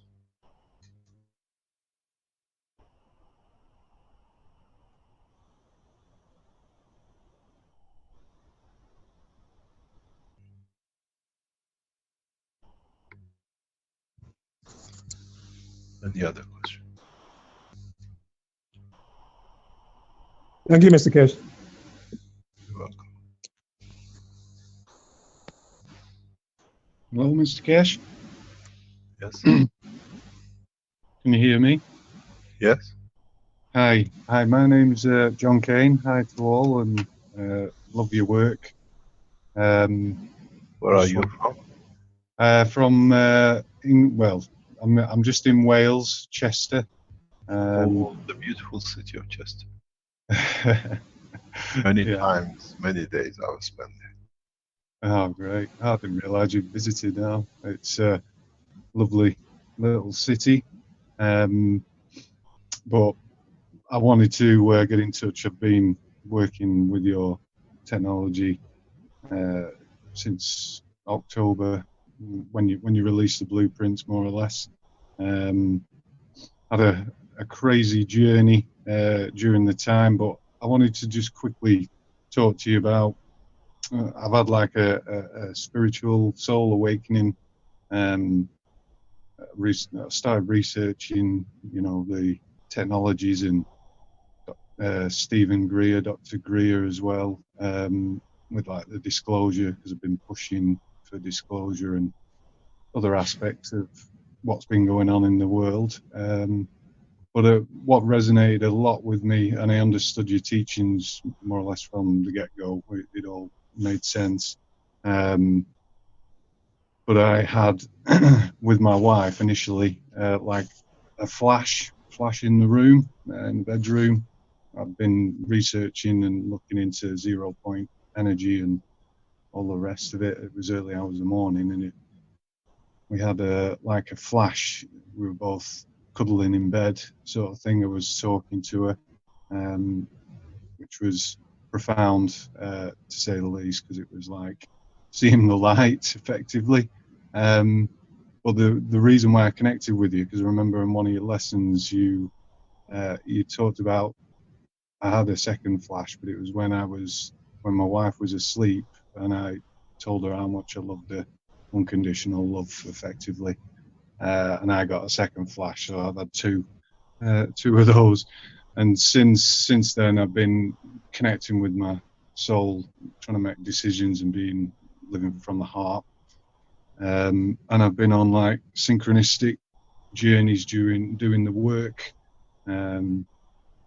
seeing lots of things and being in touch with nature more, and it's been such a wild journey, but I've had distractions and things like that, so I've not had as much chance as I would like to have been involved with yourselves. I've been researching many aspects, the spiritual side, the quantum physics, cross-referencing and looking at cymatics and frequencies, but I've been getting some good results from your technology. I put my YouTube channel up. I felt like I've been slowed down quite a lot and sidetracked from trying to get involved more. But I believe that we exist on all dimensions effectively and all come from the single point, and are like fractals of God, each of us. That's my my viewpoint on where we are. We're all connected. We're connected to everything, but we've just lost consciousness of knowing that, and it's raising your consciousness, I believe, to make these connections and share the knowledge. And I've been hoping that the knowledge, because when I was working, I've used crystals. I've got like healing tool that's like crystal with a green laser. I've got it's like a wand effectively. It's got peridot and amethyst in it.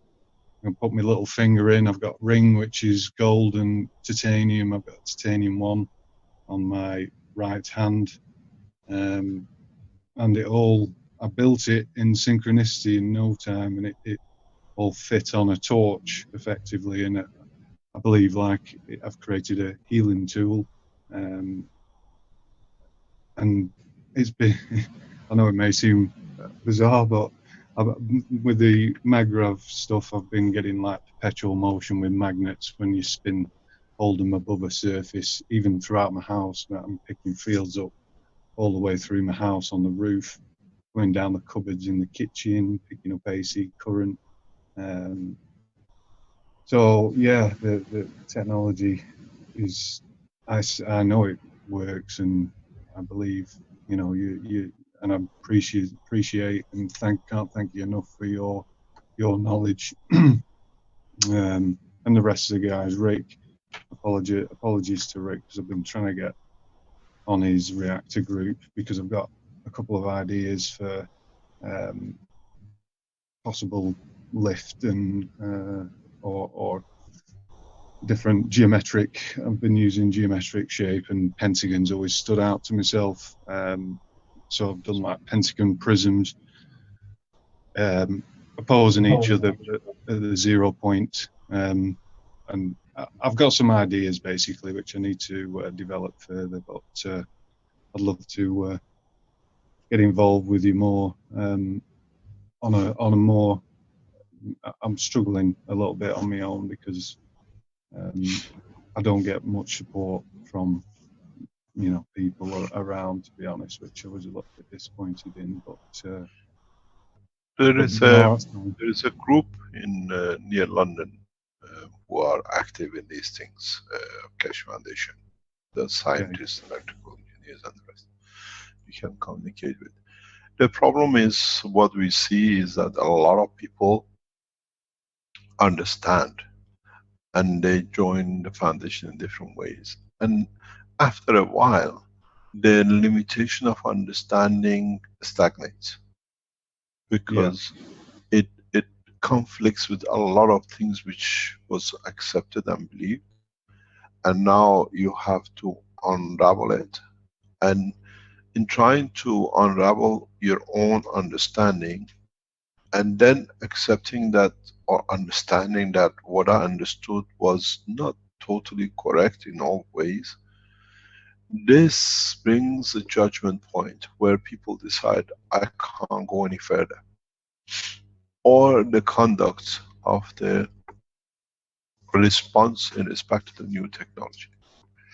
They leave it and they come back to it after a while, and then they come with a vigor because now they had the chance to be away and come back and understand more. The process we see, the understanding we what you call, not promote but put forward for people to do things, is showing different path to the same point. Be it the coils, be it the cores, be it the gas reactors, be it the gas reactors, be it mixture of combination of different things. We are a vast society of different strength, intelligence. And so what I've done is to spread as many different ways that somebody in different and the totality of the school of thoughts finds a point of connection that they can relate themselves to. Some people look for the path to spaceship, some people look the path to their soul, some people look for the path to better agriculture. Everybody is taking from this what they need. When I was in Tehran, President Ahmadinejad made a very clear decision about my stay in Tehran, which puzzled me, and even today I'm still puzzled. The decision made by Ayatollah Khamenei and primarily by President Ahmadinejad was, we do not want to have anything to do, you cannot practice medicine here, you cannot practice what do you call it, energy here, you cannot practice farming here. All we want you to do to take us to space. All we are interested is space technology. And this has been a puzzling for me, that why a nation who knows they have access, they can have access to everything, have narrowed it down to one point. At that time, it was a big puzzle for me. It still is a puzzle, but in a way I see through the riddles, I can understand. In trying to primarily promote the space part of the technology, they could see themselves to be elite. They could see an advantage in being able to do things that others couldn't, and then apply it, and by implication of it, dictate new position. And I understood this fairly quickly when I was in Tehran, how President Ahmadinejad was laying out my work in the background, and was trying very clearly to keep me out of the scene in Tehran, but bring the achievement of the Iranian scientists as a group. Later on I understood his personal, what do you call, motion or intention behind it, which was the blocking stock. The rest was a mirage, but we saw what it was his plan, what he was trying to do. But at the end of the day, when I look at it 8 years, 9 years down the line, the intention of the space technology for Iran has been a tool of peace for Keshe Foundation and worldwide. When we negotiated with the 5+1, we didn't negotiate from point of weakness. We negotiated at the point of strength. We have, we can deliver, and we don't need you. So all you did with 5+1 is, can we be part of the club? Can we be part of it? Can we join in? Can we have some of the knowledge? And in that knowledge, 5+1, Russia and China took part of it, and they understood. Syrian took part of it for the application. But in reality, the rest have been sitting on the sideline, even though they have the patents in their hand. And so many times I wonder, how come nations like United States and the others have the same documents and the same things they don't see? It came back to the light you mentioned. I took the light to Iran. I enlightened the scientists. And that's all I needed to do. And people come in and then they expect things, and by expectation, if it's not there, there is something wrong with this technology or that. When you see the picture, when you understand the totality, then you understand what you have achieved or how much you've matured. And then you can go to the next step. Many times I sit back and look at the whole, where it is and how I can guide humanity to be enlightened in one go. But the reality is that humanity does not have the same intellect.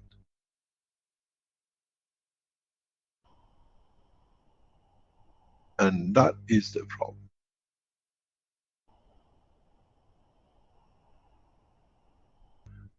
We cannot, we try to enlighten, but not everybody sees the light at the same strength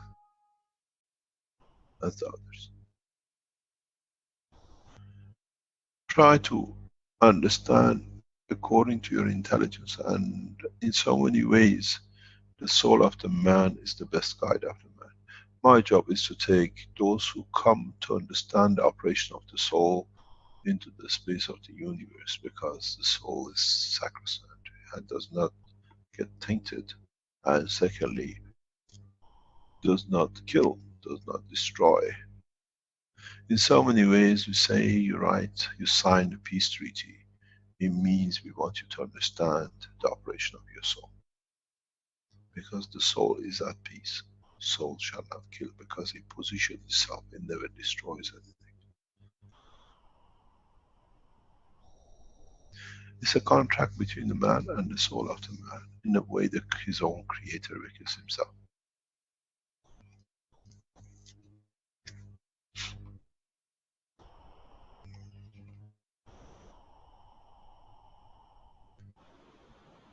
Any other question?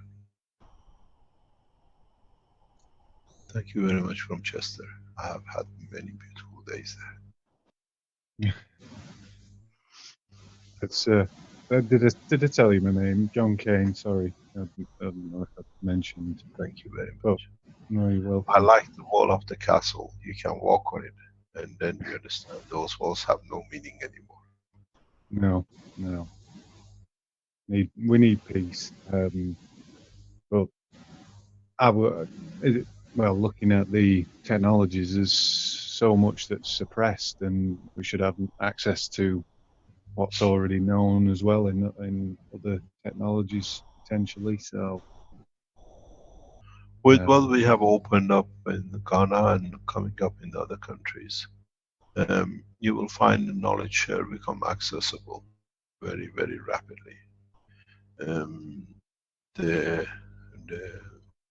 teachings, especially now, the masters in like agriculture will use the what they call KF Center in Ghana as a center for agriculture teaching on a full-time basis, that worldwide people can join agriculturists.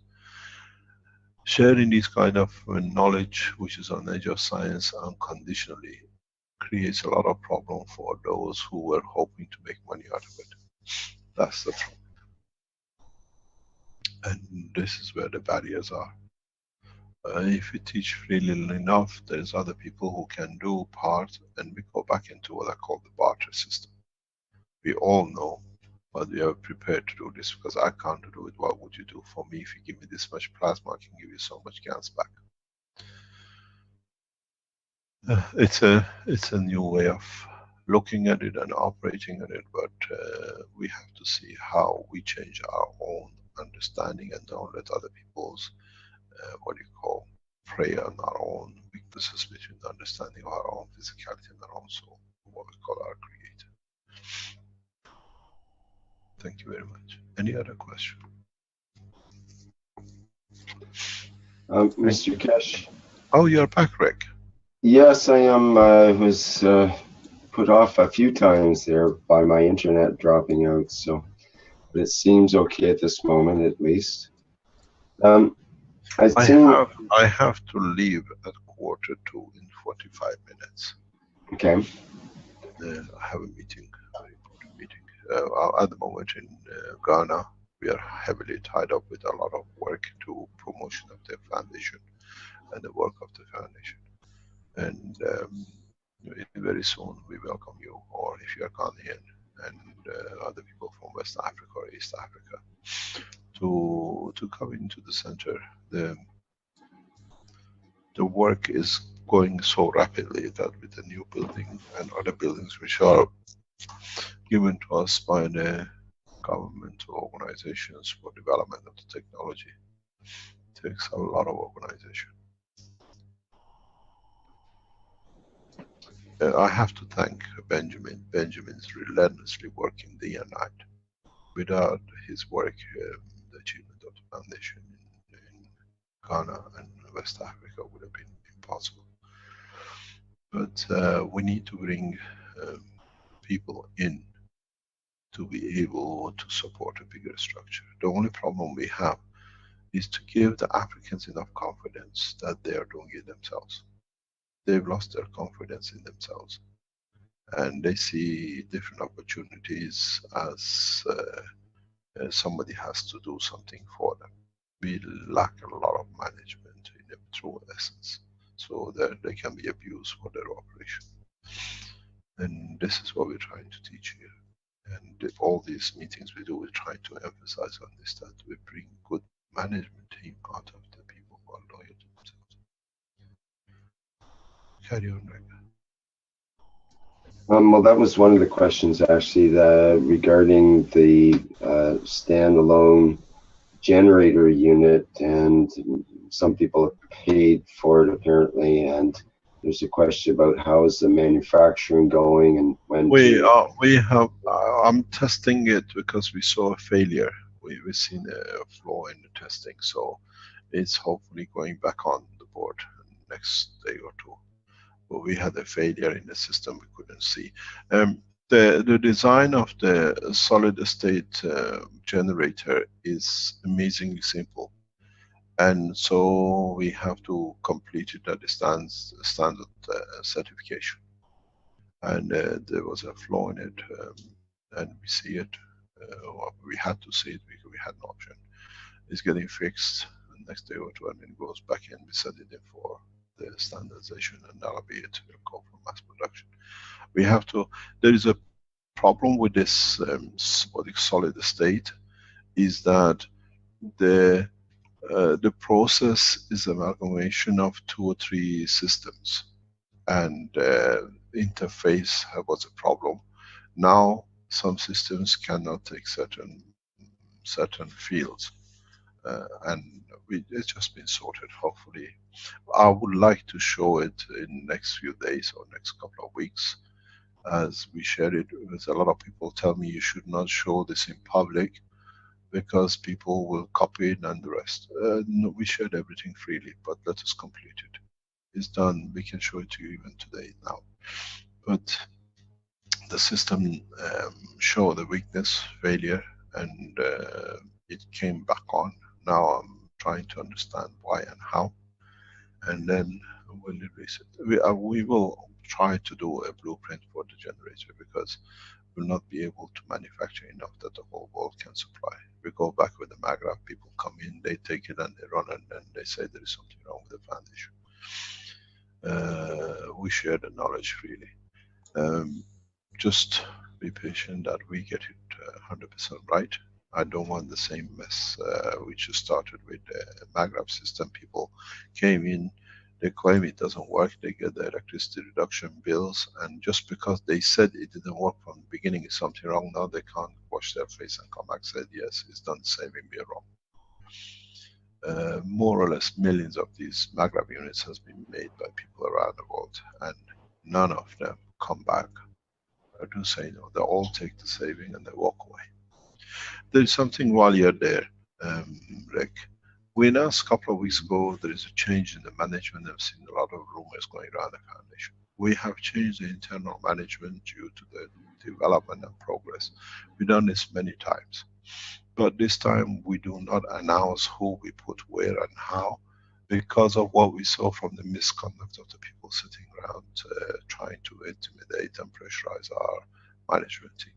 We keeping the management team very close. Most of the top managers knows who moved where and what is going on, and that's all it matters to us. People like Arman is there, the head of the foundation. We work as a team with it, and the other people who come in, we have moved management into people into positions where we see their competence, and we've seen so rapidly they made changes. And that's what it is. It's not that people going around and making rumors. Yes, we have to. We are growing very rapidly. Keshe Foundation Ghana will run into 2,000 to 3,000 people in the next 12 months as is planned with the government and our officials and the other things we are doing here. So you cannot be one man trying to be the responsibilities of getting spread, and the people who have taken charge of these responsibilities showing their competence. Yes, we have changed the management in the foundation, and we carry on doing so. Every other organization does. It does not mean that we let our other people go. No, they just take new positions, new parameters. In expanding the factories which are getting signed into and being operational is beyond my control, because our main objective is teaching, research and development, and we have brought other people in the past who literally abuse the position for their own, what they call self-ego. Now we give room to top managements of the foundation, know who the people are, where they've moved to, and that's all it matters to us. We don't need to answer outside that. We bring attention to them, we leave them to carry on reorganizing the way they see it. As I said to some of our elder in the foundation, we are here as guardians, we are not here to enforce our ways on the new team. Let them come, they're young, and we'll see what they do. We are there to show if there is a need for guidance. Yes, we have changed management for the betterment, but it's all internal. We will not bring anyone anymore from outside a lot of hot air. We're looking for people who've been with us with a track record of operation. We brought the guy called Sylvester, we see the mess he created, the lying and cheating and everything else we saw. And so we're looking inwards, people who have the knowledge of the technology. We are looking for senior management in the Keshe Foundation in coming time, and what we are doing now. But the management internal change has taken place past couple of months. We had to do it. Now it's in the hand of very competent people for different sections. The position of people like me, Arman, and very much like Rick and others, stays the same. We are there as guardians, we are there to advise. We carry a lot of knowledge. We don't need the titles. We're there to be there when it's needed, being in the factory, being in the research, being in development, being in seeing problems through. I thank the whole of the team of the Keshe Foundation at the top level. They've been there solid next to us, and that has made us such a successful operation.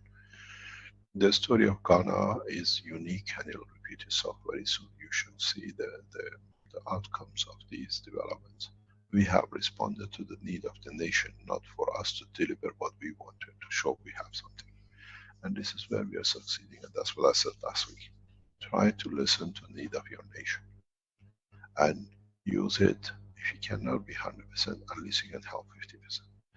I'd like to thank Paolo, in especially Giovanni in Italy. We will report very significant development in Italy in a very short time. The team is working relentlessly in different directions in Italy, and Italy is our home base. Every time we move somewhere, they say, "Oh, escape to Ghana." Now it's good. Yes, I come. I did last year. I went to Dubai. We stayed there. You will see the results of the work in the coming time. We see the development of the change in Middle East for us in different ways. Now in Africa, we need to make a solid base. I'll stay a few months here, a few weeks here. When it's up and running, I'll move on to the next country. So that's how it's going to be. The technology seems to be where I go, becomes solidified and grows rapidly. So here we have, and I'll be here for a few more weeks or whatever, to see that the base is solid, we have enough ground support, and then we move on to the next destination. I more or less know where I'm going, and I'm delaying my trip till I see Ghana fully on the full length, on the full strength. We welcome the new government of President Nana. His Excellency has been the beacon of the new science for this country, and we'll see the outcome of his new direction for the nation. This is how we stay. We don't escape. We just go to develop. Those who call us we are escaping, those are the ones who escape themselves in the children's underwear, as we call it, and we open their arms. We have received a lot of information about DL in the past few weeks. His pictures he's put on the internet of literally sexual behavior that he shows, his mentality, and the international police is very clearly after him. They have started a procedure. How can you put these things as art on the internet and ask for children with a 5 or 6 year old child being happy in the box? Please go on the site, find and report it to your police. We need to bring this thing to an end. It's very important for us. We have released pictures and things from his own site, his own website, and his power of hypnotizing. This was the biggest point. Now, the security services are looking at how these people are operating in another dimension. Hypnotizing children, they have never remembered, so you are always clear what you've done. We've seen this in many of the shows, as he says. This is important for us. The rest of this man stays priority now for international police, but they're looking at the people around him. He's well connected in circles of what has become interesting, like Stelling, talking about abuse and going very proudly with it till he got it picked up. This gentleman is putting a lot of sexual tools on the internet as in the shape of form of art, which is amazing. How he's been allowed to promote such a thing, and the internet operations are looking at this, how a pedophile has operated this way. Line of condoms in different shape or form as a form of art shows the state of the mind. And this has been brought out by the security service more and more into our line of understanding how he operates. So please keep the information running into the security police outside Belgium. There is a talk, very serious talk at the moment on the international level, that Belgium citizens, especially men, have to justify their trips to certain countries.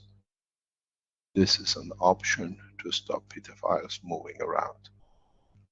We have spoken with the security services, there is a huge option that Belgian men on internet and traveling abroad will be heavily monitored now that we have seen such things expanding so rapidly.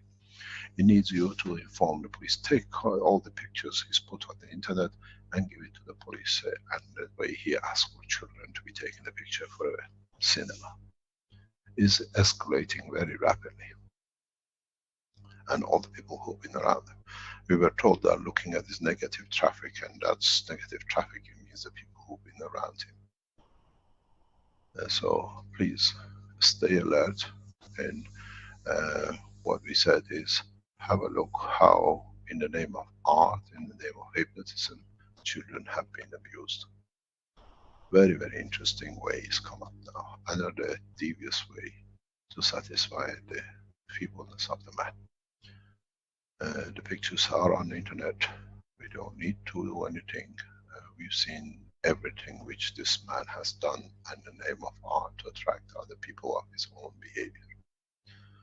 We do not share it here because they can use it to bring the sites up, but just go on the internet and see the state of the abusers. The same operations going in respect to the rest of Comorat for trafficking sick children to the United States. You have to inform the CIA and FBI that this is happening. The site is called Scam Cash Foundation. The name of the gentleman is Comorat, and he has been sacked from his position for child abuse, sexual child abuse, and secondly using trafficking children into the United States. Use the Keshe Foundation scam.com as the source where you get to the man, and he's set up by him. And that's what it was. By using my name, he could get children or others of his own thinking around him, which one was Sterling and the other one is DL, and many others. Any other question?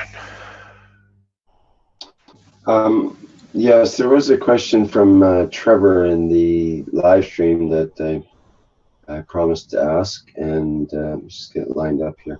Mr. Keshe, please answer why all Abrahamic religions worship the planet Saturn, and why the Iranian saucer technology is called Zohal, which apparently says is Farsi for Saturn. Thank you. I don't know. You got to ask them. It's been something the furthest man could see, and give it some name. The path of Abrahism, it's very, very, very, what do you call it, historically kept. The truth so much about it is not there. A lot of the writings which we have, which goes back to as far as we can go, goes to Torah, which was a collection of whatever came before from Moses. The reason being is you have to understand the interaction of the man with the space, man of space, is not something new. But understanding of the knowledge for the man of time, that space is open and people live in it, was the manifestation of the magnitude of the vision of the man, how far he could see deep, and he still could see physicality, tangibility. Saturn is what we see different than the others. With all the planets, we see a sphere. With Saturn, we see rings. We see another dimension, which at the time for man was something bigger than he could understand.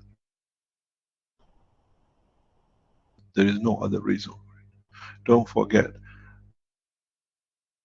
Saturn and one or two stars on either side of it carry the rings. Even the Earth has the ring. As we go further, we can see it. As we go further into deep space, we'll see.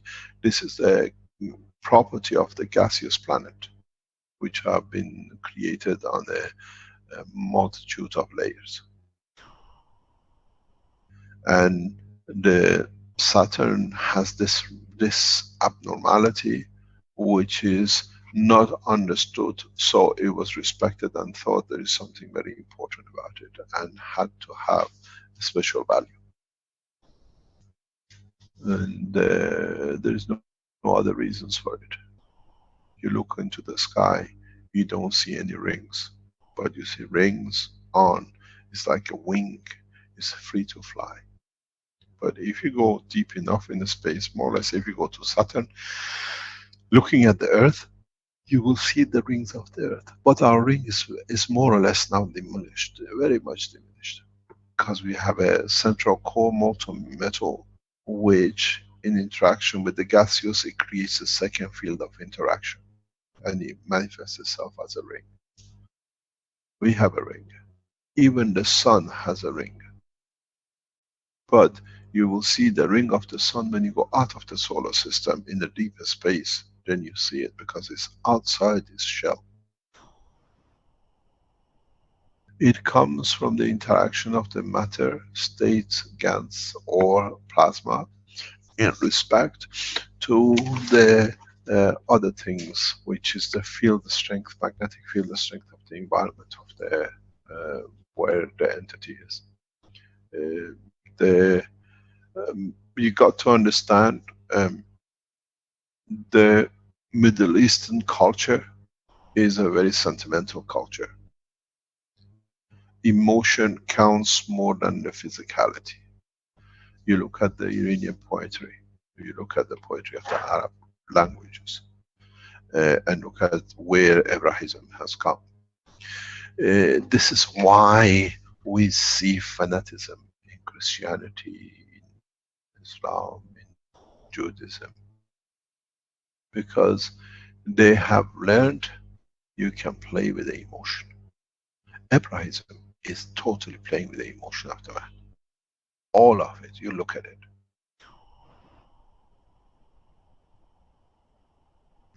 It doesn't work with the intelligence of the man. It all works on subordinate, that you detach from the emotion and we control the emotion part, and we call it the religion. And anybody who understood it could make a lot out of it. We see this now in Africa, in Ghana. We see it. The churches are, they are not Church of England. They are not. They have any man who felt he can make money has made a church here. Big churches. And the church loans money. The church does everything. It's a corporation, and relies on the weakness of the man in understanding himself. And people have two faiths. They go to the church and they go to the local, what do you call it, priest. Abrahism counts 99.9% on the lack of man's understanding the truth about himself. So you can play, and then you can create fanaticism with it. It's very, very strange. I was looking at some of these events in the past few weeks and months and years. Go back into in 18 or into 19th century. You look how the German decided in Germany and Austria, the Jews, that they're going to have a state of their own. They went and bought lands. Any farm came available. The family, which we know who they are in Germany, the Rothschilds and the rest, financed buying these lands. When they bought enough land, they start closing the villages together and they start fighting to get their position. They became the terrorists. The first bomb went in Palestine with the British hotel. Nobody knew you could have a bomb to do this kind of terrorism. That was the Jews trying to get rid of the British and the rest of it which went with it. So the terrorism we call terrorism today started with the Jews trying to get their independence with the lands they bought. They wanted to have a home. Now the Palestinians and the Arabs trying to get back their land to what they were taken by terrorism. Now they become terrorists. And now the others, which are the Christians, using between the two, they create more terrorism. Why don't we have this in China? Why don't we have this in India? Why don't we have this in South America? It's become one big money pot, using the emotion of the man, and then the rest is a mayhem we see. And always Abrahism is just in this cluster of Middle East, where the temperature, the condition of the beauty of the environment has brought a lot of sentimentality, and the religion works on this. What they call Abrahism has understood the weakness of the man between his physicality and emotion, and they're milking it. It doesn't matter how you want to call it. Mosque it, church it, synagogue it, whatever you like.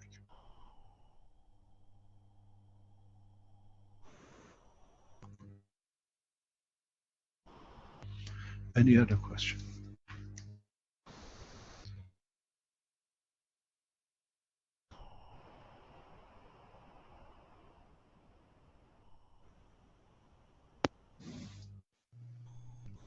Hi, Mr. Casey again. Is who? It's John again from Chester. Yes. Yeah, no, just inquiring when you were talking about the Ghana thing. My background's engineering. I've got a degree in computer-aided engineering and teaching qualification. So I may be interested in positions or whatever, within your foundation. But you have to do this in where you are, where you live. Right. In Ghana, we made a deliberate distinction that we only employ and take on board. We already have 22. It's increasing by 40 more this month to 60 employees. And we are only targeting for master degrees and PhDs and professors in universities. We are targeting it. We are bringing the elite. The reason I've done this is I have a long history with Africa. And what I see, I don't want to import people here. Then it becomes foreigners. The Africans have lost the trust in their own strength, in their own, what do you call it? They lost the confidence in their own ability. And it's taken me a month now to try to explain these masters and PhD guys that you have the right, you can think, you can bring things in. And about a few days ago, I broke them up into different divisions. And I said, now you each, this is the part you want to be. I asked who knows about this. So they created in their expertise division what they have. I said, now as a team, you find me a solution. The minute you find a solution for what we see as a problem, you have your own division, you become directors of your own section, you are the managers, we give you the part of the 40 odd people coming in. And then suddenly people who came with no, literally timid, now they see themselves being in a position they can do something. They can make, and in 1 month, in actually 2 weeks, now I see the change. I was talking about it with Benjamin yesterday. We don't want to shift people from one part of the world to another. We like to share knowledge with each other. That's what we do. Oh, yeah. But sharing the knowledge and allowing the nations to stand on their feet. In Chester, for example, we're talking about, there's a huge refineries there. We see huge problems. Shell refinery and others. We see huge problems in Nigeria with petroleum. Now a team of these people are working on finding a way to find a solution through plasma technology for, what do you call it, sorting out any oil spillage.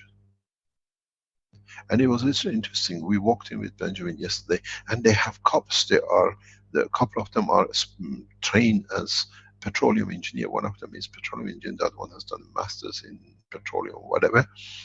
And it's amazing what they came up with. Within the first test, we have seen there is an avenue to clean up the mess in petroleum. They show it to you with a spoon. They say, look, it's changed. And with the facilities we have here available to us because of the position we are, it takes us a few days, 2 or 3 days, to get a full chemical physiology and everything of the material, what is changed, to how we can use it, can we use it for energy and the rest. And this has given them a lot of confidence. We like to share knowledge, but I don't like to ship people. This is what we've done for centuries. And then when they go there out of respect, they become dominators. No. I've got family, I've got children, and that. So I understand. Try to transfer the knowledge locally. Yeah, I have been, and I've been disclosing stuff on Facebook about, you know, the other side of it, the child stuff and the corruption and what have you. So I've drawn attention onto myself, and I feel like I'm being moved on. So I may move on back to my hometown, Lancashire, well, Leyland, Preston, in Lancashire, potentially. So that's...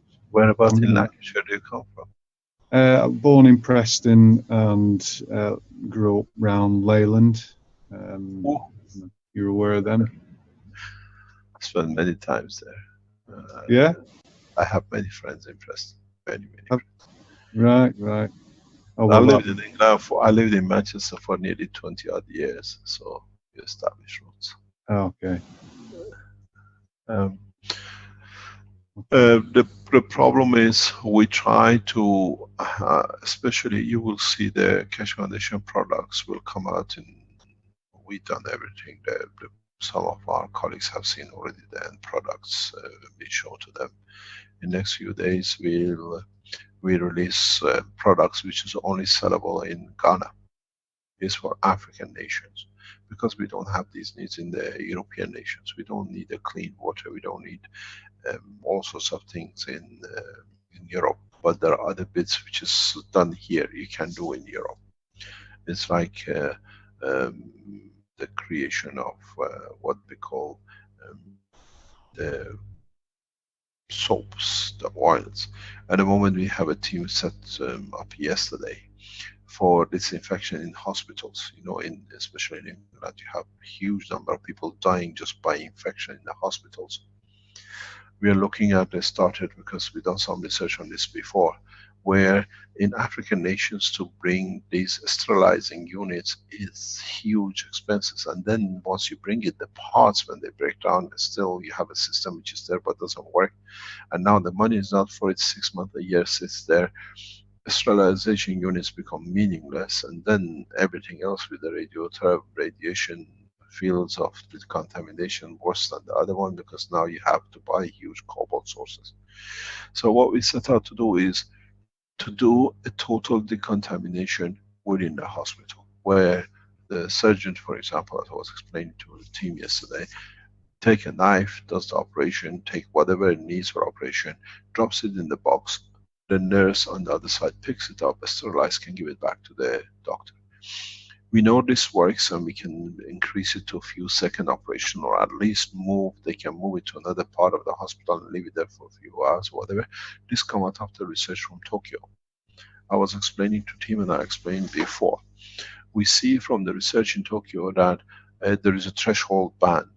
It's not that you kill some of the germs, it's a threshold band, which means we live with certain products with the cancer and nothing happens, absolutely nothing happens for 5.5 hours. Somewhere between 5.5 hours and 6 hours, suddenly in one flick all the cancer cells disappear, literally disappear.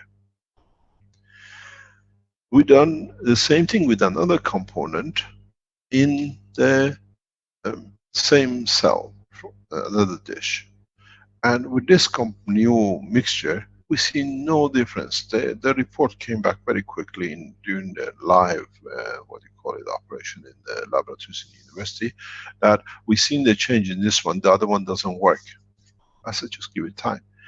They came back 24 hours, they said, at 23 something else, everything changed again. And it's a threshold level. So now we understood something very interesting. In the research which is going with the Italian laboratories, in the Italian government laboratories, which we'll announce next week hopefully, is that we see the combination of different gases in a specific order can do magic in cleaning up the environment. The report was submitted yesterday, the day before, to the highest court setting in Italy. Our document of decontamination and how effective it is, scientific data from government laboratories, was submitted to one of the highest courts regarding the environmental position, which is a highly volatile situation in Italy, yesterday. Is part of the evidence. We become very powerful because we have submission by the government laboratories technology. So you got to look at what is needed in your area, what can bring in, what is the demand. You have an oil split, you have refinery. We are looking at, which is at the moment a big crisis, plastics everywhere. How do we change the plastics? We have set up a team again, masters, PhD people here with us, that we are not looking at burning the plastic. We are not looking at the shredding the plastic. This is what's done in the matter state. We understand the CH bond has a strength. Now the researchers here working in the factory start building a unit where we can just put the plastic in. We change the environmental gravitational magnetic field of the room. We receive hydrogen, or we receive carbon, or we receive sugar out of it, energy. We will not come out with a bag of sugar. will come with a field, plasma field of the energy. In a way, we create a field strength, what I call positioning, that the plastic automatically converts. These are the solutions we need to look for. Now we understand the science.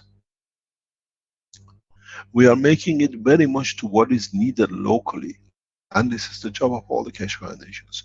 There is 7 billion of us. None of us can become controller of one thing. That's why we do everything freely. But when we do it correctly, now we are looking at paints, block constructions. Is a power supply in Ghana is a huge problem. Burden of producing electricity to keep a few, very few people in Ghana use most of the energy with the cooling system. All this air conditioning.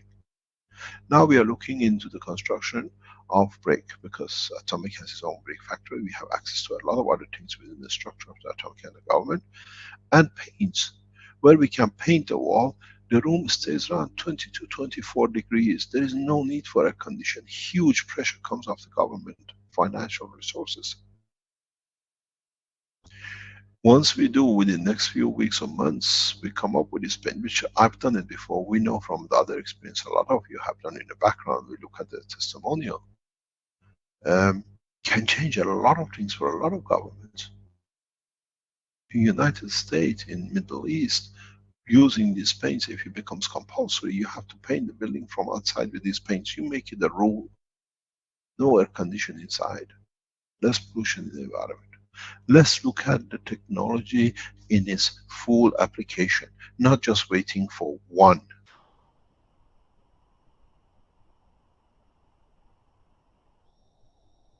Power supply, not looking for one maglev supply. Look what is needed in your environment. See what is the need, in what is the surplus, what is the damage.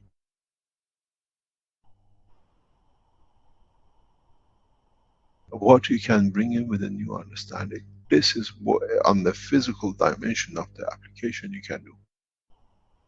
Try to see what you know, your knowledge, your experience can. We support you. We can support, we can come in to give you other things we do.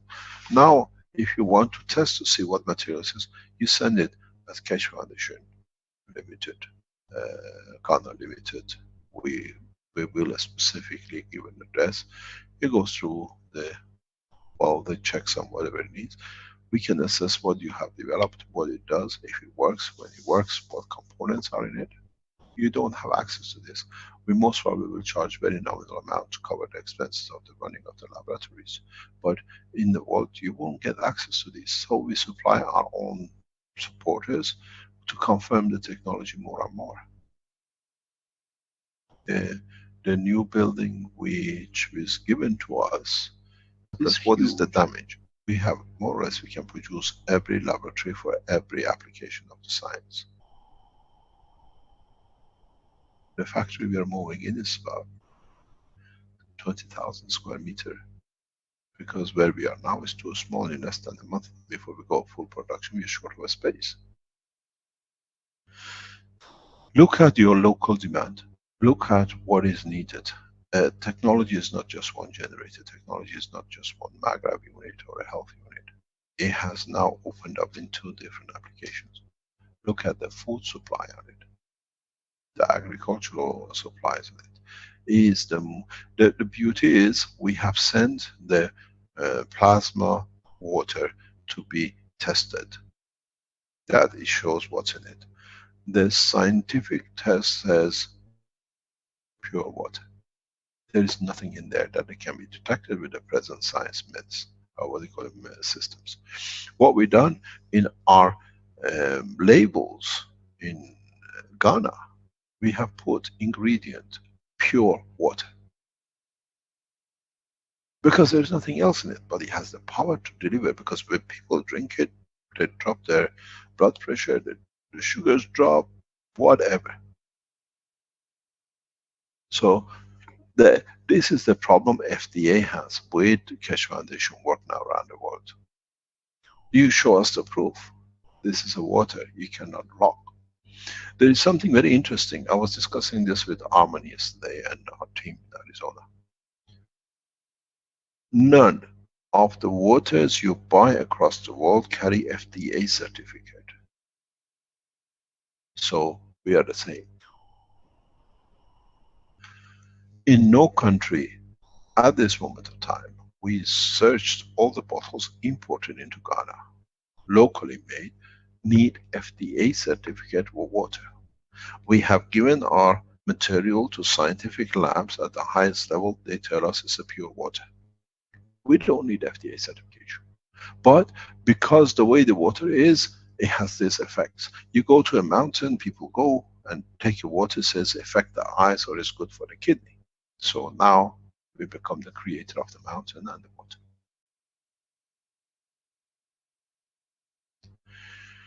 The process is to understand and stay within the law.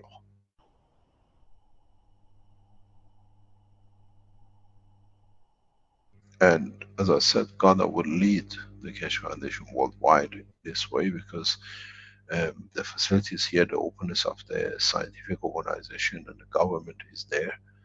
We all work openly with government scientists, with knowledgeable people at the highest level. And so they can see the changes there. They follow themselves the change.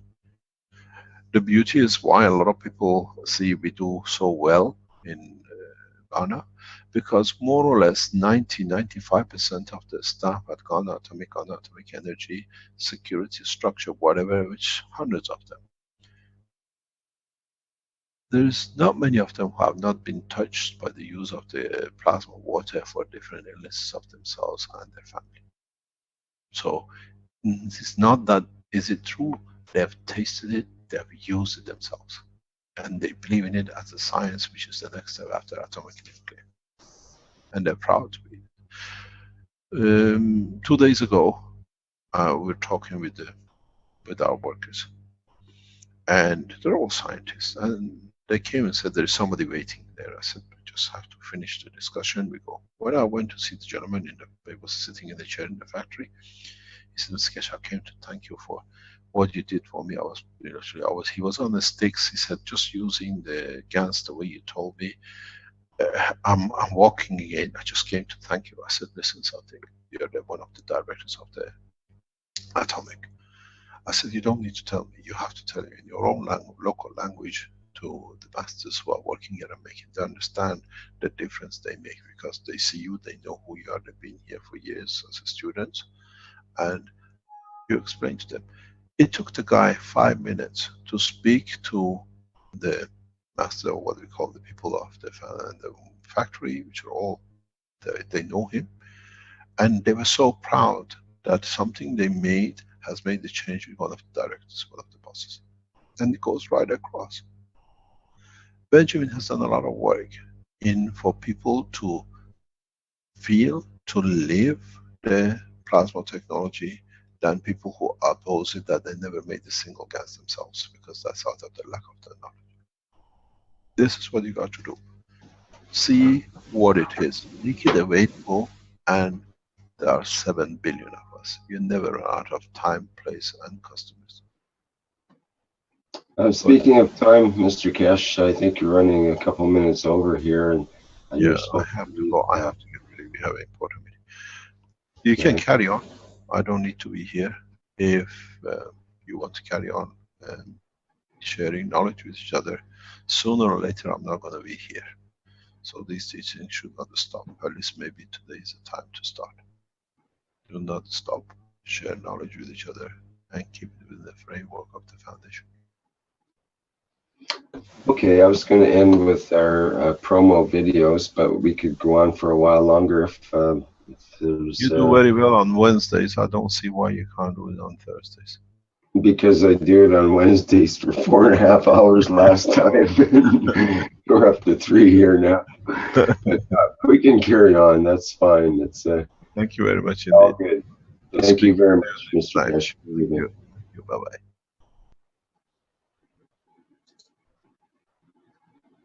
Okay, here we are. There are some remaining questions, but we don't have a remaining Mr. Keshe here to answer them. there was Jalal was asking if there's any talks with the Arabic government regarding this knowledge in the last couple of months. I'm not sure if there's anything happening regarding that. And Fo had asked, how does it come that with the 129, by that he means the 129 Tesla fields that were generated a couple of years ago in the testing at the lab at Spaceship Institute. How does it come that with the 129, the fields that was visioned was clear and almost like physical? And while now when I go inside, it seems to be small and seems like I'm not able to hold on and shift at each moment. Thank you very much. I'm not sure how we can answer that really. It's kind of a personal thing for you, but maybe there is a generalization that we can say about that experience. Any ideas? Or maybe, Fo, you might want to clarify that somehow to help us. Yeah, Rick, could you just repeat that, please? Sorry, I missed Okay. that. Fo says, Q&A says, how does it come that with the 129, the fields that was visioned was clear and almost like physical? And while now when I go inside, it seems to be small and seems like I'm not able to hold on and shift at each moment. Thank you very much. Right. On a personal level, shifting, I can feel shifts of what's going on, like at my core, and I've been tapping into meditation and that to try and stabilize your shifting, but that's been helping me with ideas for synchronicity and coming. I did a shamanic soul journey and a year or so ago, and I've seen like technologies from different galaxies, if you will. So that's where I'm coming from. I'm trying to tap in, and I'm not sure if that's how Nikola Tesla was doing his work, because he was I feed the birds every day, and I get pigeons come in, and I've also got robins and all the rest of it. But I go around the garden and look at nature, and then I'll go and meditate, and then I'll start working. And things just seem to, when I'm relaxed at the moment, things are different because I'm splitting up with my family. But when I'm relaxed, things just happen in synchronicity, and you seem to work without having to think too much. Do you know what I mean? It just comes. It's in the moment. It's to be in the moment. That's key, and meditation is key to that. If you can meditate and allow yourself not to think too much of what's ahead or what regret anything from the past, and just stay centered, that's when ideas come. That's when things get put in front of you. The universe shows you what you need to be knowing, really, and that's where I've got some of my knowledge from, and I'd like to share more. There's, I believe like crystals should be like quasi crystals, but I know they're rare because they've structures from hexagon to pentagon, which hexagons stores charge and pentagon gives equal distribution, and that's some of my knowledge that I'm gaining, and I'm trying to work with these geometric structures.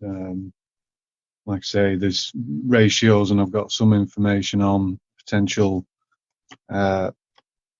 Like I use aluminium, the number 13 rings true a lot with certain aspects of calculations, but you can take like the phi ratios and the and also on like the coils, just for interest. I'm flitting off a little bit here. My coils I do 89-144 instead of 81. I know you're keeping the nines going, keeping that consistent. But if you look at the Fibonacci ratio, it's 89 to 144. And I think, although 89 is not a denominator of 9, obviously it's one off, it's 889, because you've got 99999s, all the 9s, and then you've got an 8, and then the 144 gives you the 9, and that seems to flow more with, that's a universal growth speed. So I think that's probably, this is some of the information I've been wanting to get to you, and I apologize, Rick. I've been sidetracked and all sorts going on in my life at the moment, so I've dropped out of synchronicity at the moment, but I have got the calculations. I'll give you a bit more information now that I'm looking at it. Like the pentagon, you get square root of 5, which gives you 2.236, and when you add those figures together, it gives you 13. You've got a hexagon, which across its points, you've got a square root of 3, which is 1.732. When you add them two together, it gives you 13. Now, my idea for a potential reactor, which is why I wanted to speak to you, is instead of having the Merkaba, the 3, you can probably still incorporate that, but this is my idea. There's obviously going to be numerous ways of getting this technology to work. But I've been looking at like a pentagon, like the shape being the phi ratio, say at the bottom, and then you've got across the 2 points further up, which is 1.618 when you times that distance, and then the height for the reactor, your top core, is a square root of 3, which is the 1.732. And then if you invert them, find the center point of that gravity, the mass of that of that prism, effectively that 6-sided prism, and then you invert the other a second pentagon and find the center point of that. You've then got an opposing reactor that will give you 13 points. Your center core then is the number 13, and I believe, this is my belief, that 13 is a key element to kind of unlocking some of this knowledge. And also aluminium, I'm finding aluminium conducts plasma so well. It's it's really good in that respect, and it's the atomic mass number 13. So I've just been making links to certain things. I don't know whether it makes sense to anyone else out there, but yeah, that's part of it. But the other factor is on the pentagon, when you take all the angles and you add them up, you always get the number 9 or 18, or that all stacks up to the 9s on every time you drop half the angle rate or double it, you always come back to the denominator of 9. So that's some of my knowledge so far. I don't know. Yeah, I think we need some diagrams or something. We kind of get lost in all the numbers and so on, which you're used to. Yeah. So we have diagrams and so on to really speak to that. Yeah. Have you actually made any reactors that are based on these designs and so on? I've not. I've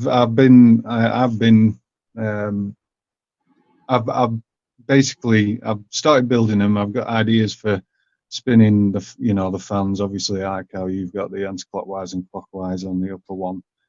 But I've been sidetracked, so I've not got to that point. I've been watching you guys and seeing where you're at, and I've also been absorbing knowledge from many different areas and then you basically, you'll not work for a while. This is how I work. It's how Nikola Tesla worked, I believe. So where you'll not do anything for a while, and then you'll be taking knowledge in, meditating. This is how I go. And then you'll have a burst of where you'll do some work and put something out. But I'm not trying to waste. I'm somebody who doesn't like wasting like copper and stuff like that. So until I've known what I wanted to do, I've been taking my time effectively, which is, not good for progressing in a speedy way, but it gives me a better understanding of what's going on, and like I say, I'm getting I need to show some more footage of like spinning magnets. I'm getting perpetual energy off my kitchen worktop, which is like 30 meters away from me maggrav, and in my RV I've done like a small reactor and got like I need to show that as well. It's not a reactor as such.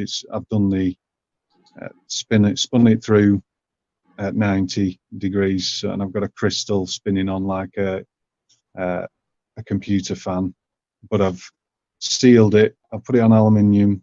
I've sealed the like a plastic tub, and I've made it so it's got some kind of vacuum in it. But I've not been able to run that. That's what I'm going to do. I'm going to get my RV back on the road and start running that to see if I get any effects. Mm-hmm. The Kesh Plasma Reactor Group is a good place to show things like that and get. Yeah. Well, I looked on Tuesday, Rick. I looked Tuesday, and I missed last week because it'd be on Wednesday in European time. Yeah. Right. Yeah. I realised. I saw your. I went on Facebook, and then I thought it switched to Wednesday, so I missed you yesterday. That's what I was hopefully going to tell you. Well, try and show all this yesterday and show you what I've got on my. We're there every week.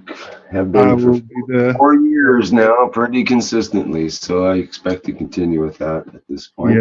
Yeah. So, like I said, you're welcome to join there. Anybody else who has something to show and tell in the world of Kesh reactors and different devices or technology that you might have used.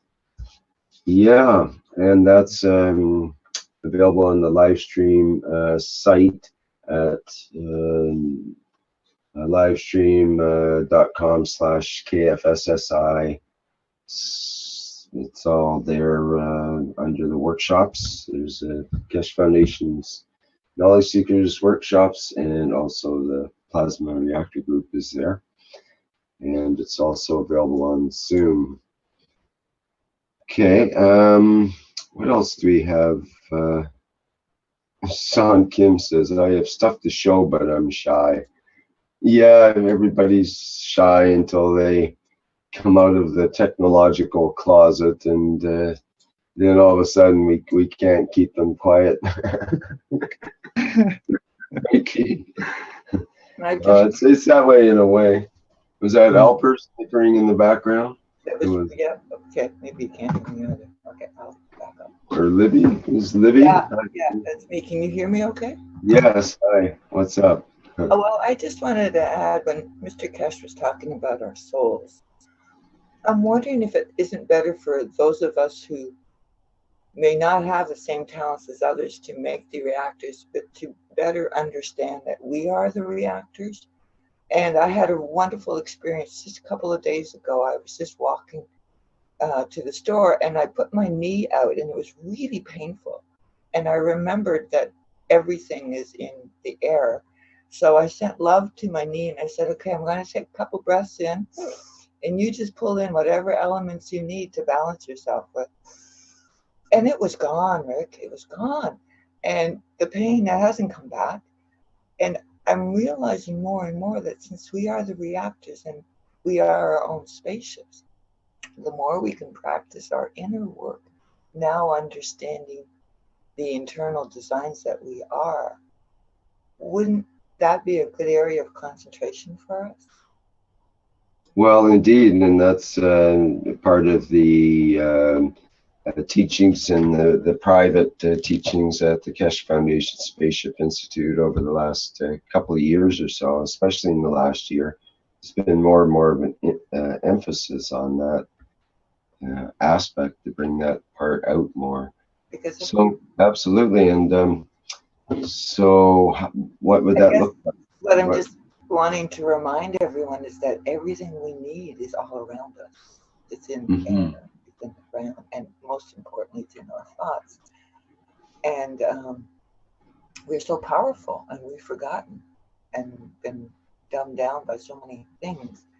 And just to remind each other that, wow, I mean, without this virtual family, the Kesh on Thursday mornings and Neuroplasma group on, for me, early Wednesday mornings, because there's, like John was saying, there's so few people he can talk to about this. And there is such a strong spiritual aspect to what Kesh is teaching us. And I just am so delighted. And I just wanted to remind people it's all in our breath, our attitude, and our willingness to change. Nice, Libby. Very, very good. Good reminder indeed.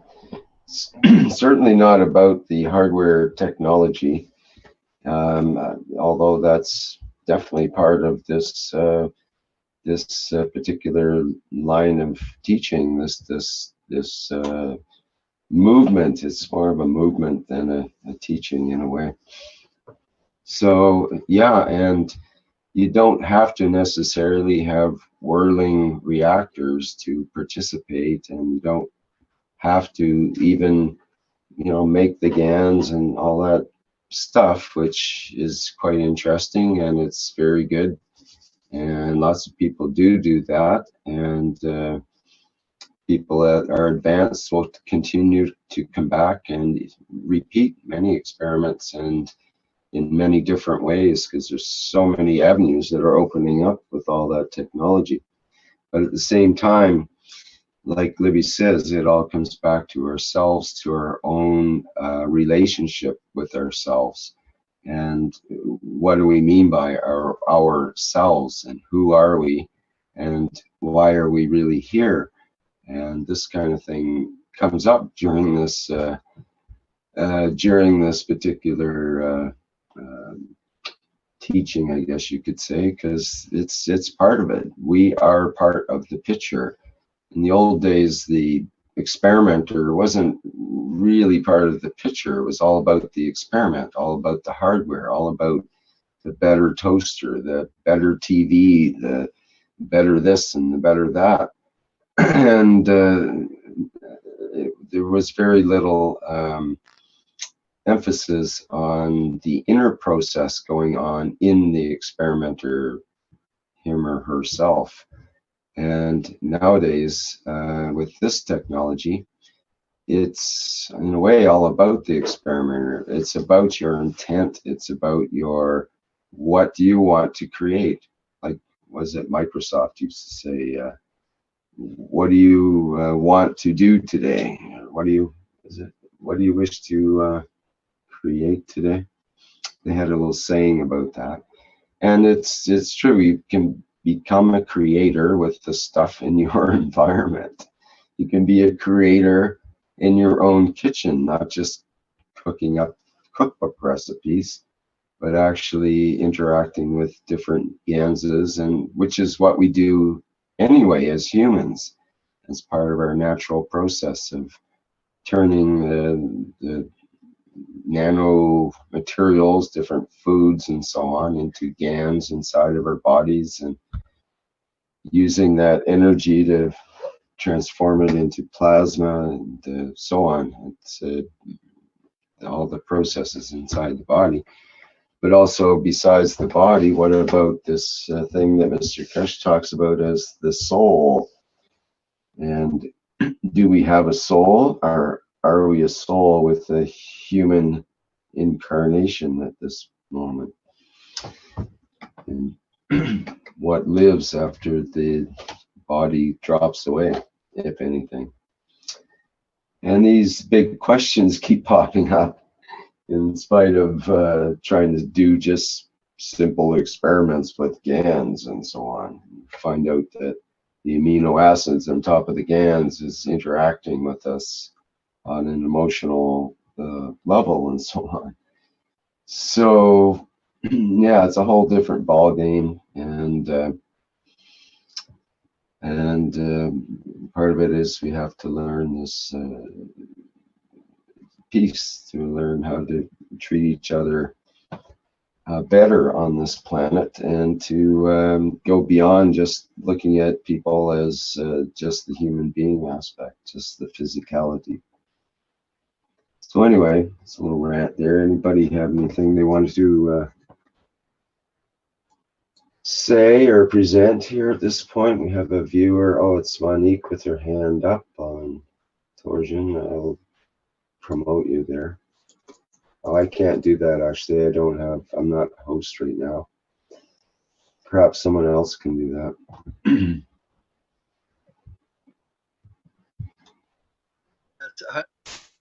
Hello, Rick. Can you hear me? Yes. Yes, hello. Hello from Norway. Yes.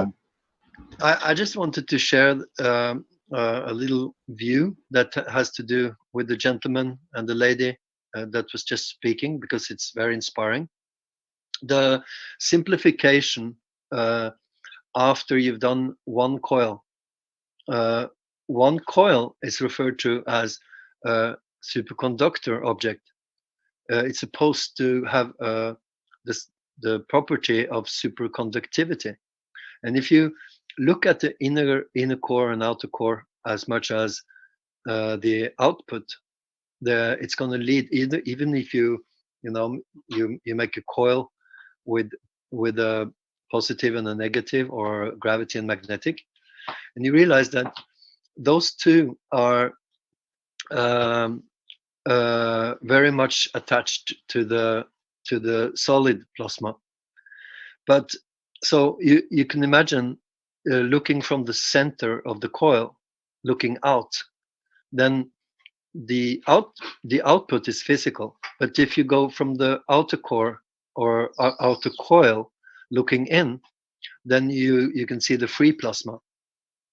And I think this is a very important realization, just as observing points, because many people are thinking about magical numbers or designs that has to do with the perfection of a pyramid and so on.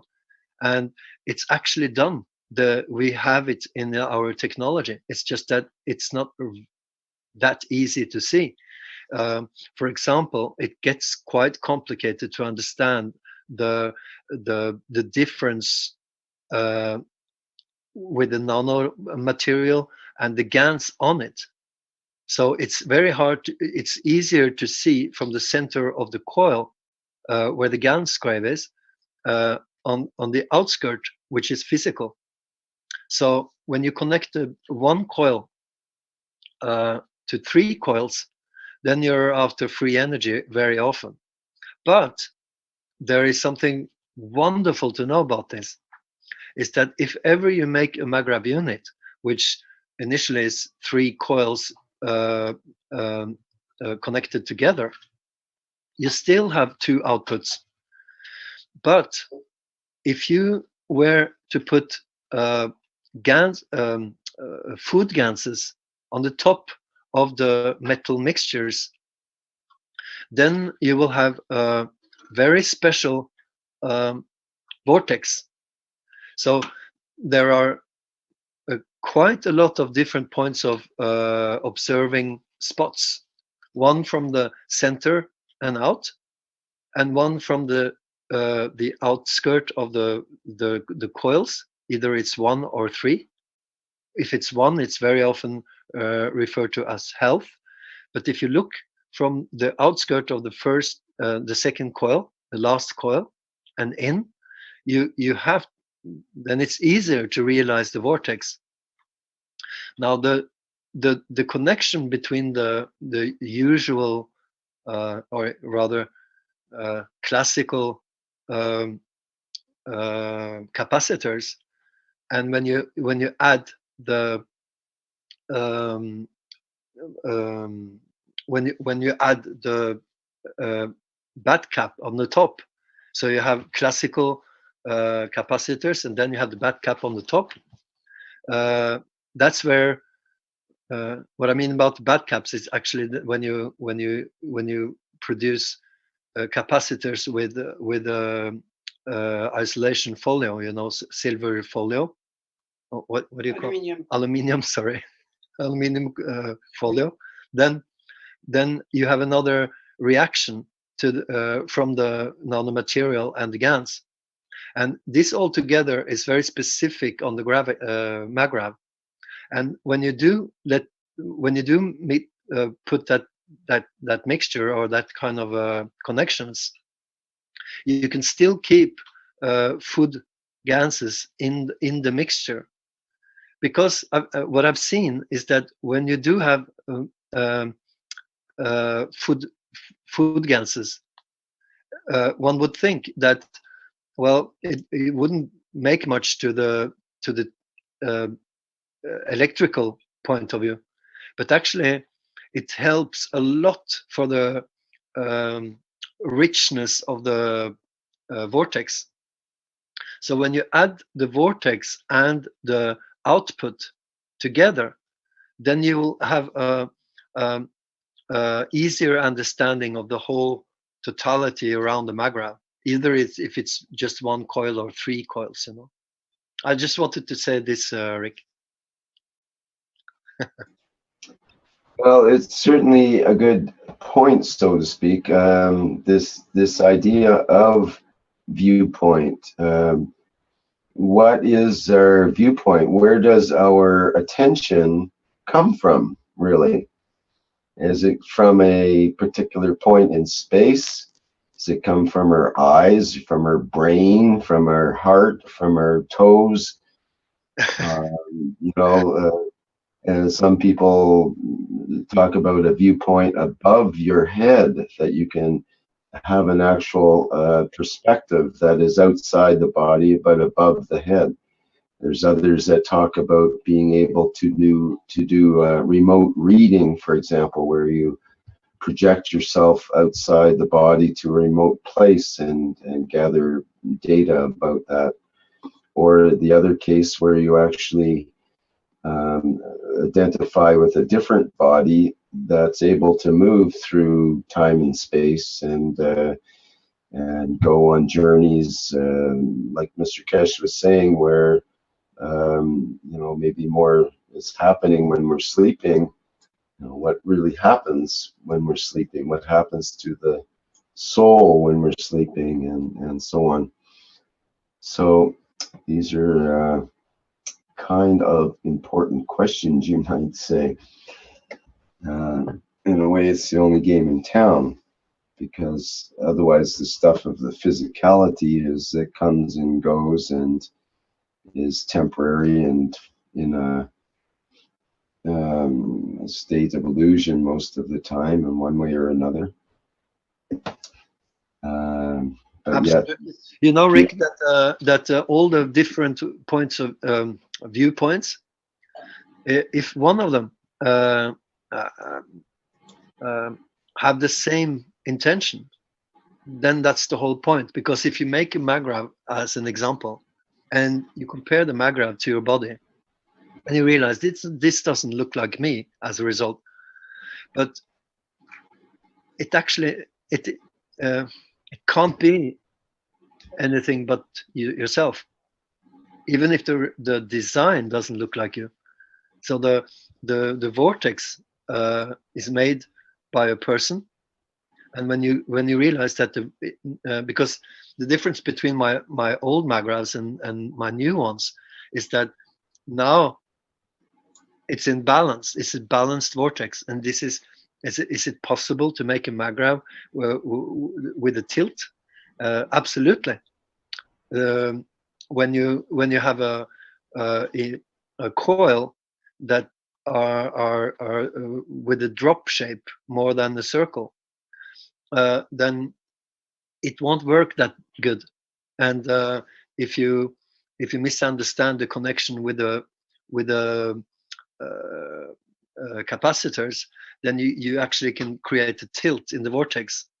And the way it's working is that the vortex, since it's working, but slowly, it can work better and you know, grow faster.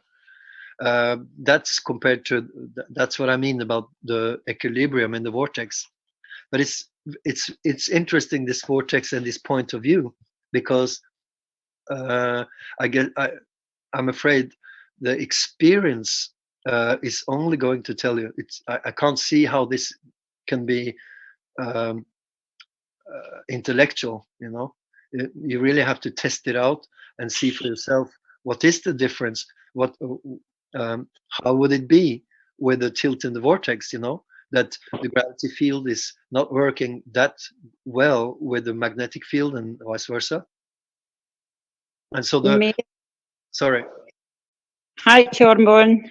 I think it's you. Hello, Carolina. Happy New Year. Thank you. Good morning to everybody. Hi, Caroline.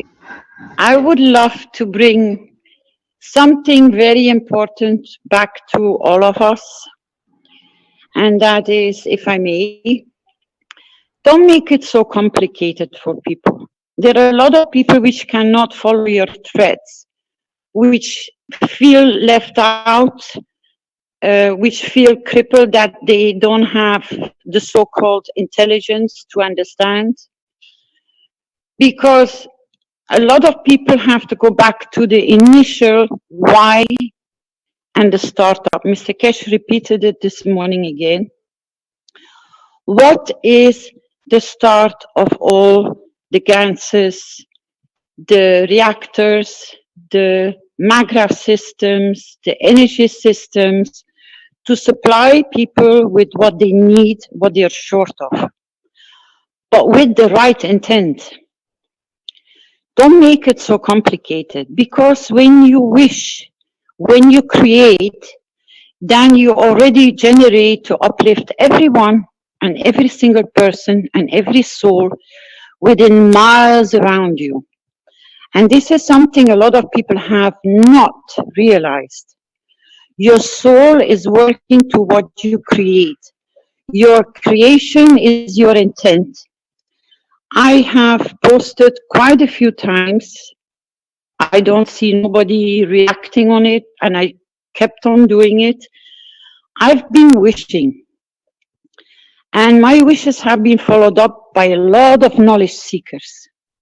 I've seen them reposting, I've seen them connecting with my wish.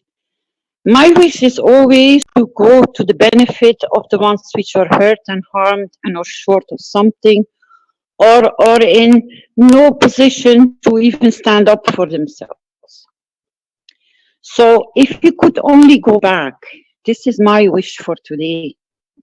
I wish a lot of people could wish more every single day to create the change, because you're the creators, you're the feeders.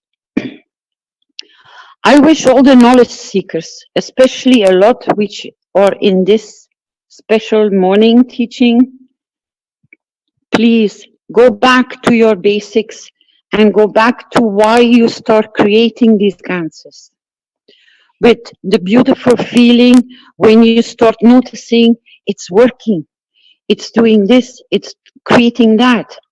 Your joy, your pleasure of seeing the benefits of it. And then the benefits and the pleasure and the joy of sharing it with so many other people.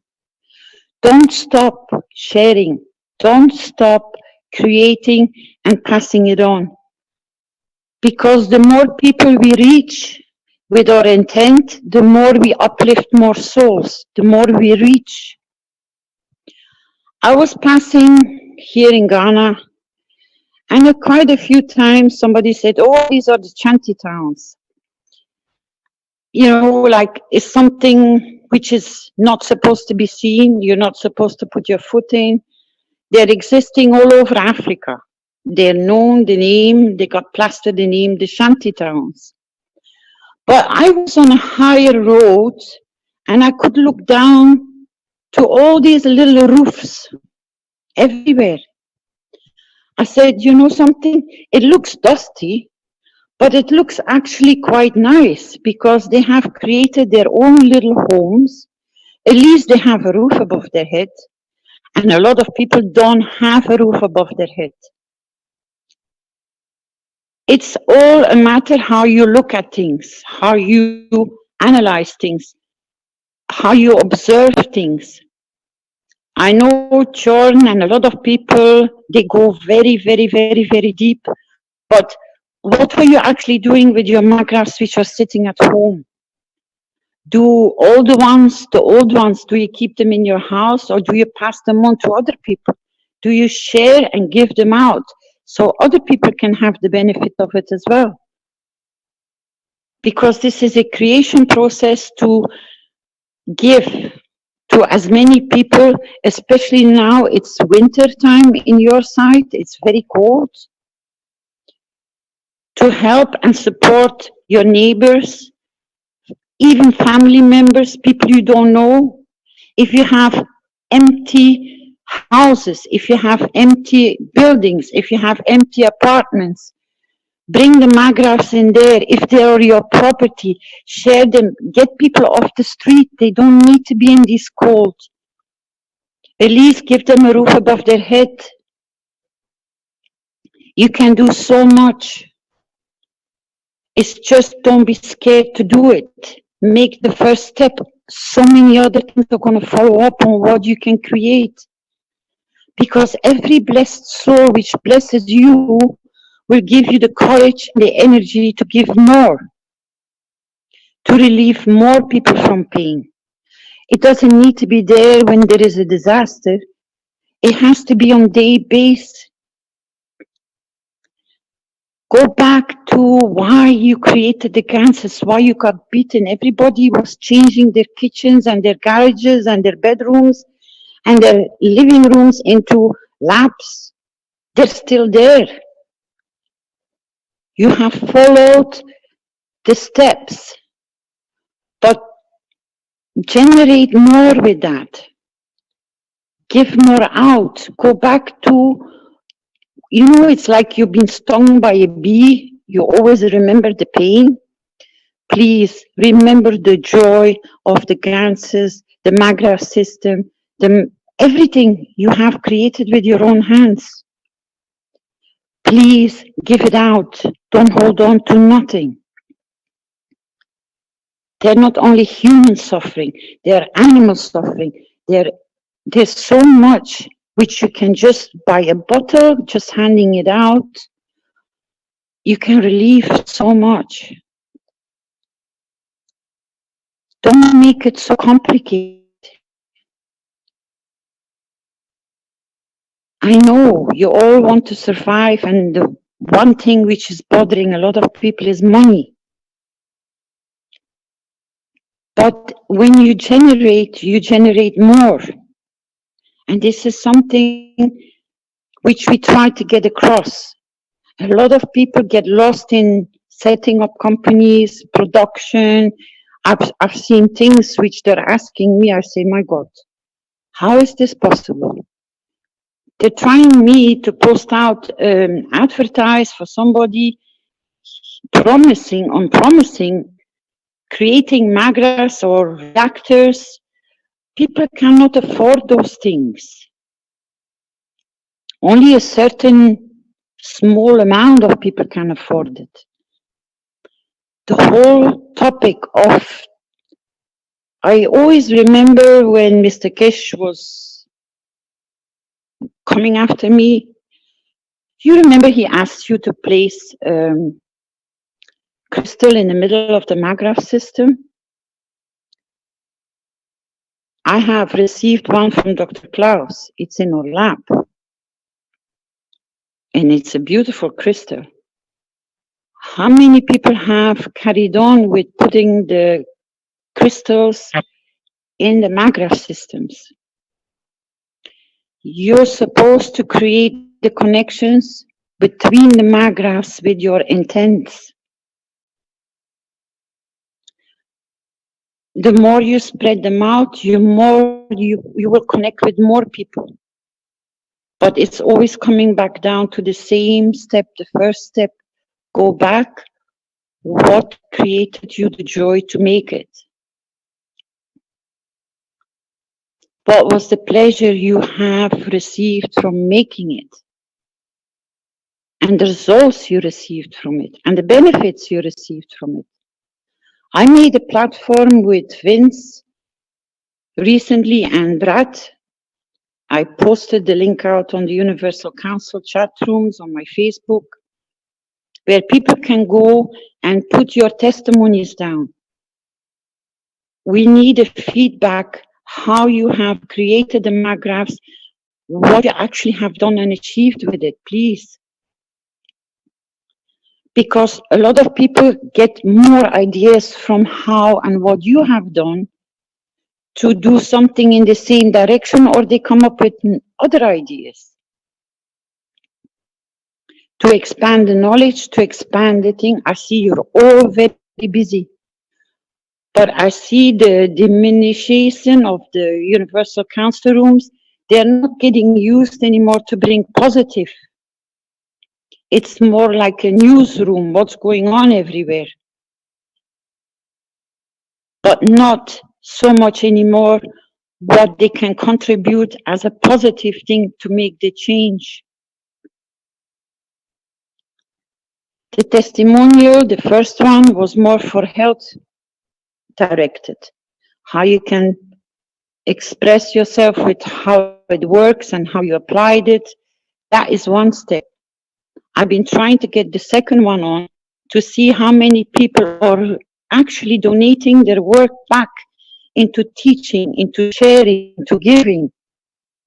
But I want your word on it, that other people can get beaten by this little beautiful thing. You know, I can do this as well. I recently got Mikey, Douglas' wife. She comes up with ideas. She comes up how and why and how she's going to distribute things and how she's going to make it and how she's going to make sure it's coming back to the foundation.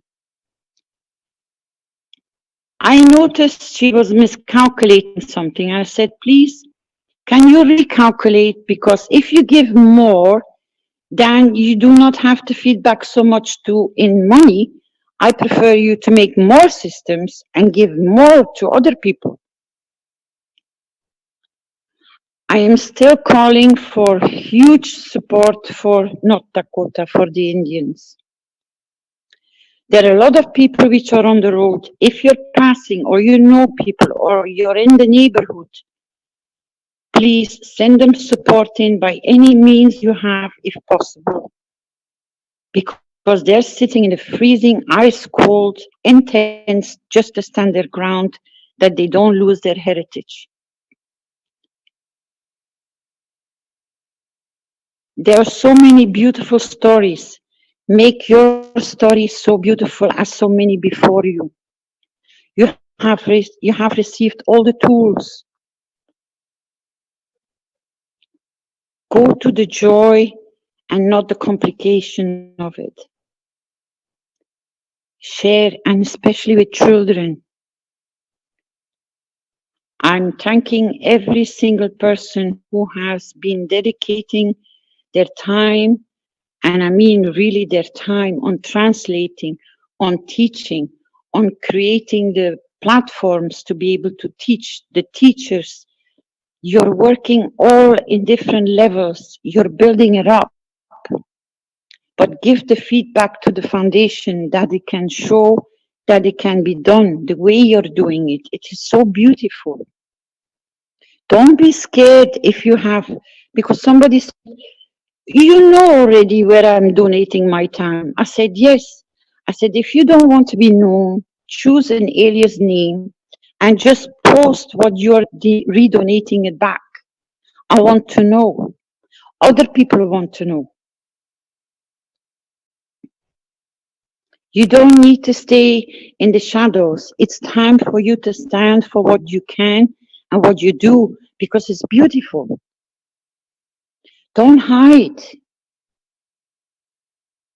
And it's not only the ones which are always coming in the front, which is they're important. No, every single one of you who have been transforming their kitchens, their garages, you are all so important. But please step out of the shadow and bring your knowledge forward. You might think it's nothing, but it is a lot. Because there's still people starting, there's still people not knowing about it. I face it every day. You have to restart from A to Z because they don't know.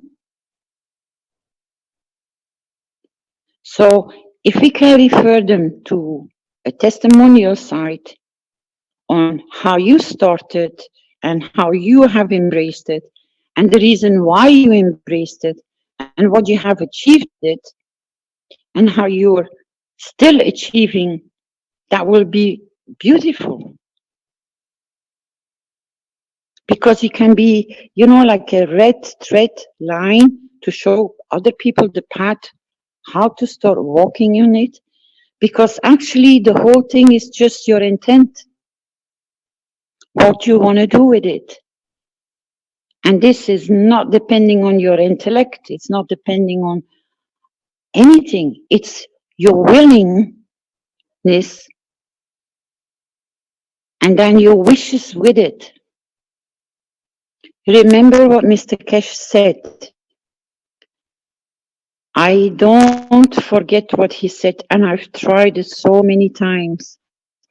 Your wish, if it is just, and it is in balance, and it is in the benefit of what the purpose is supposed to be, and it's connected with your emotional, which means you know the experience of how bad it can be because it hurts.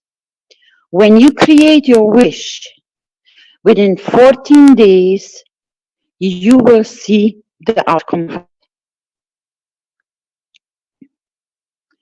Some of my wishes have been so big, but they have been achieved. It took a little bit longer, so I keep on reposting, I keep on adding more and more people, so I can create a bigger plasma field of this wish that it can reach its target.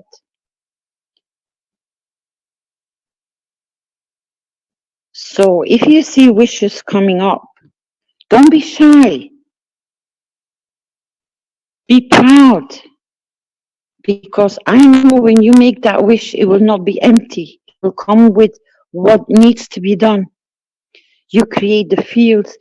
This is what Mr. Keshe says. One person on this planet can create the balance for the whole planet. It's just a matter of assembling the right direction with the right plasma, with the right energy to achieve its goal. So step out of your doors, please. Talk about it. Even if people don't want to have anything to do with it, and you have that feeling, you can always go through the different doors of they are in pain or they are suffering. Just give them something without explanation and let them try it. The feedback will come back because nobody likes to suffer. Nobody. You can be there as a point of releasing the suffering. How small, how big, but you will get there. But it's the real intent of your first steps, how you step out of your door with what you carry on the knowledge you already gathered. You create the fields that they are open to receive before you even reach your friend or your neighbors or the people you're going to meet. Or even just simply strangers. Recently,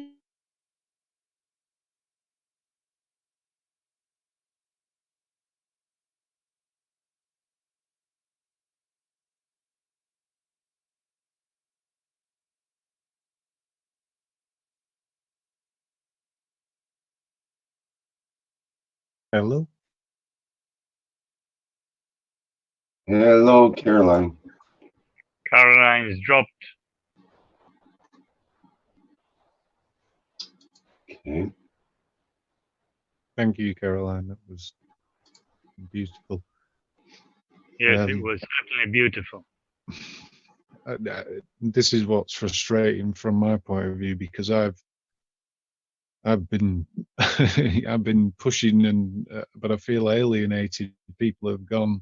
I've gone to the school, and locally, and they're not taking me up on anything. And they know I'm a teacher. They know my family background. I mean, my fathers and forefathers were like war heroes and stuff, and the people are turning away because they're scared, or don't know if that's because of in particular place that people are scared of the control of these elites or whatever. I don't know, but I've been talking to everybody when I go out. When I've been going, I had so much enthusiasm, and yet, like, even family have not taken me up on it, and so I got to a bit of a stage where I'm a little bit dejected. So, but that was beautiful, Caroline. Well, what you what you need to do is find like-minded people, and you can do that by maybe having a local workshop, for example, with 2 or 3 other people that are also associated with the Keshe Foundation and want to have a workshop.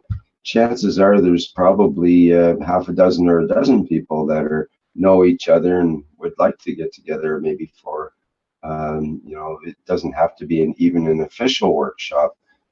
There's one that just occurred recently here. There's someone opened up their home to local people to come to experience the plasma technology, and they're going to be open from 11 in the morning till 5 at night, and it'll be open to the public for anybody who'd like to come for free for that time period. And it'll be followed up with other workshops where they may or may not charge for the workshops and so on, to try to if they're making mag grab units or making other things that require materials and so on, then there has to be some charges involved.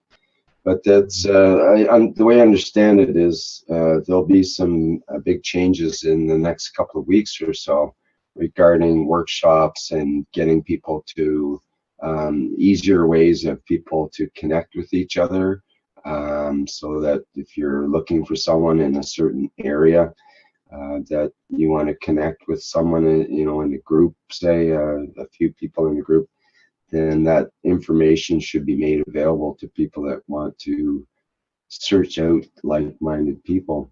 And then you start to build up maybe a different set of friends, or you find out there's certain things, certain products, for example, or certain technologies that may very well appeal to your family and friends that aren't really accepting the technology so well right now. For example, there's lots of cases of, for example, Douglas could tell you about his relationship with his father changed, for example, when Douglas started using the GANS materials. And, first there's a lot of skepticism, and then there's a chance where someone is hurting and you actually show them or give them something to ease their pain, and then that gets their attention. That'll make your family members come around. If you can supply a GANS pad or some other simple thing like Caroline was just talking about, to keep it simple and practical in that sense. And you can always supply GANS water, GANS pads, pain pads, and that kind of thing to family members without getting in trouble for copyright or for manufacturing or anything like that. It's just a person-to-person thing, and you take the responsibility, because if you work with knowledge, which you should be getting from the Keshe Foundation, because that's what it's all about, then you won't have any problem with that sort of interaction, because I think people are become quite open, even if they are skeptical. If they try it and it works, that beats the skeptic anytime. So thank you, Rick. Thanks, Rick. Where did you lose me, Rick? Yes, where does anybody remember the last couple of lines that Caroline was saying before she left there?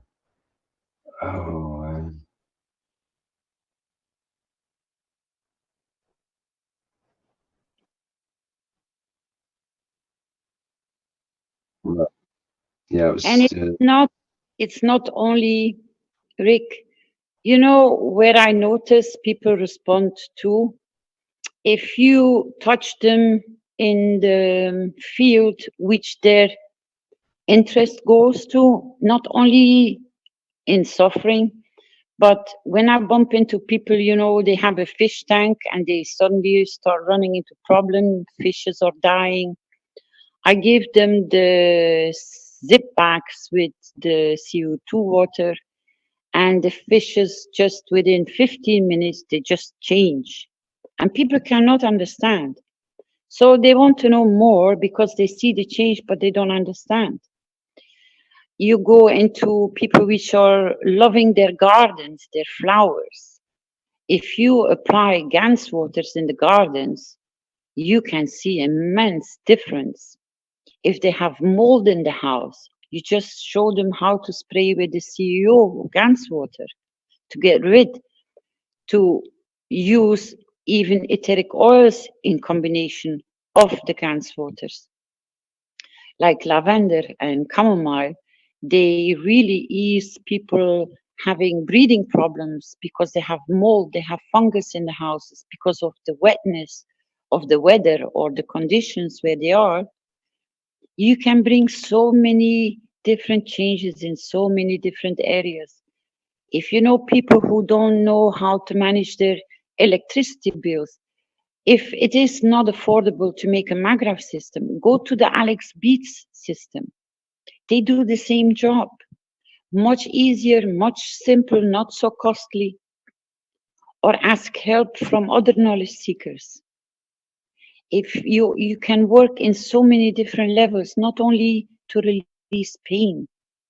It's just, you know, that's where their feeling goes towards their fishes, their animals, their home atmosphere, even placing simple nano-coated copper plates connected with the nano-coated copper wire in front of the windows and put a few bottles of the 4 Ganses in the corners of the room, you rebalance the house that you have a stable temperature within inside the house. Even if it's only in the room they live continuously, but it saves them so much. And they see the difference. You can spray the windows with CO2, Gans water, inside and outside. It creates, but it's the way you offer it that makes that difference. They embrace it because they can see visually the change. Don't stick only to paint pads and paint pens. You have so many different levels you can give a hand. And I'm so proud so many people have started opening their doors. As Rick says, people are opening their doors to teach, to give. I'm faced with a lot of strange situations here in Ghana. But in a way, it's beautiful because it continuously confirms you can bring that little tiny change and you see the smiles in their face. If I give simply a Gans, a CO2 water, CO2 Gans water in a drinking bottle, and I just give people which come and go, within a week, I see a shine of happiness on their face. They're laughing, they're smiling, they're happy, they have much more energy, and they come for more bottles. And then I make sure there is some Gans, the mother Gans stays in the bottom of the bottle, and I make sure they never go below half of the bottle. They only tap from the top, so they don't lose their mother Gans. And they're sharing their waters with other members of the family. And they keep on bringing other people, and they're all giving the same feedback. It has made a big difference. We have changed. We can work more, we are more alert. But the most beautiful thing, the first thing I notice is when I see them back, is there is a shine in their face. I wish I could, maybe I should take pictures of the face before they use the water and then after a few days when they drink the water. There is a radiation, it's like they're beaming. And they don't even understand themselves, they have not even noticed themselves. But that's the first thing which comes in my face, you know, the shine. And it's beautiful. And I can just ask you, go where you enjoy what you can achieve with it, because your results will triple.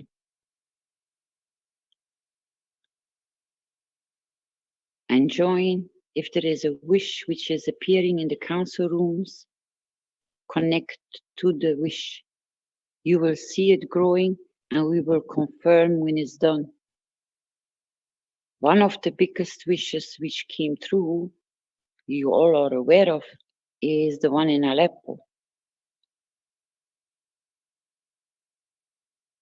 They ceased fire. People can start living again. They can start building up their life again. In North Dakota, that wish is still standing there, and they're still standing their ground, but they're achieving so much which people are not aware of. The tribes are uniting after 150 years. They're becoming one again. They've been shattered to pieces. Now they are all reuniting.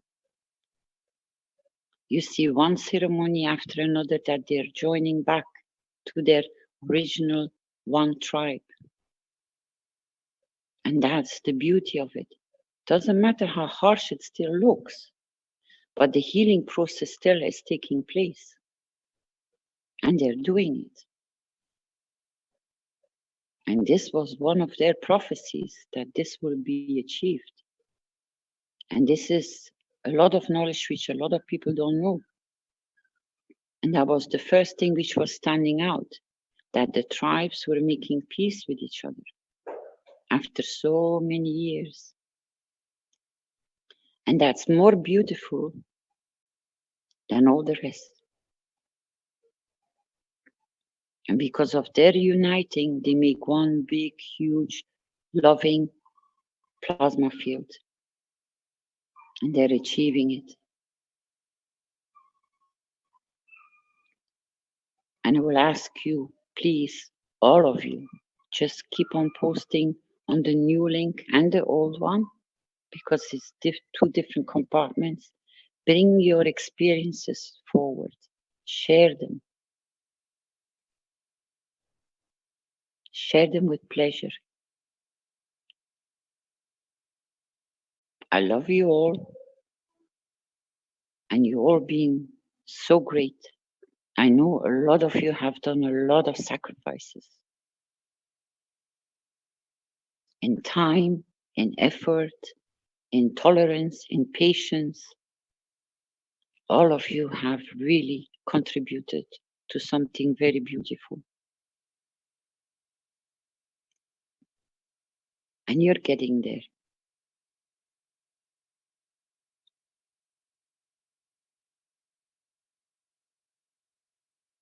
And I thank all of you.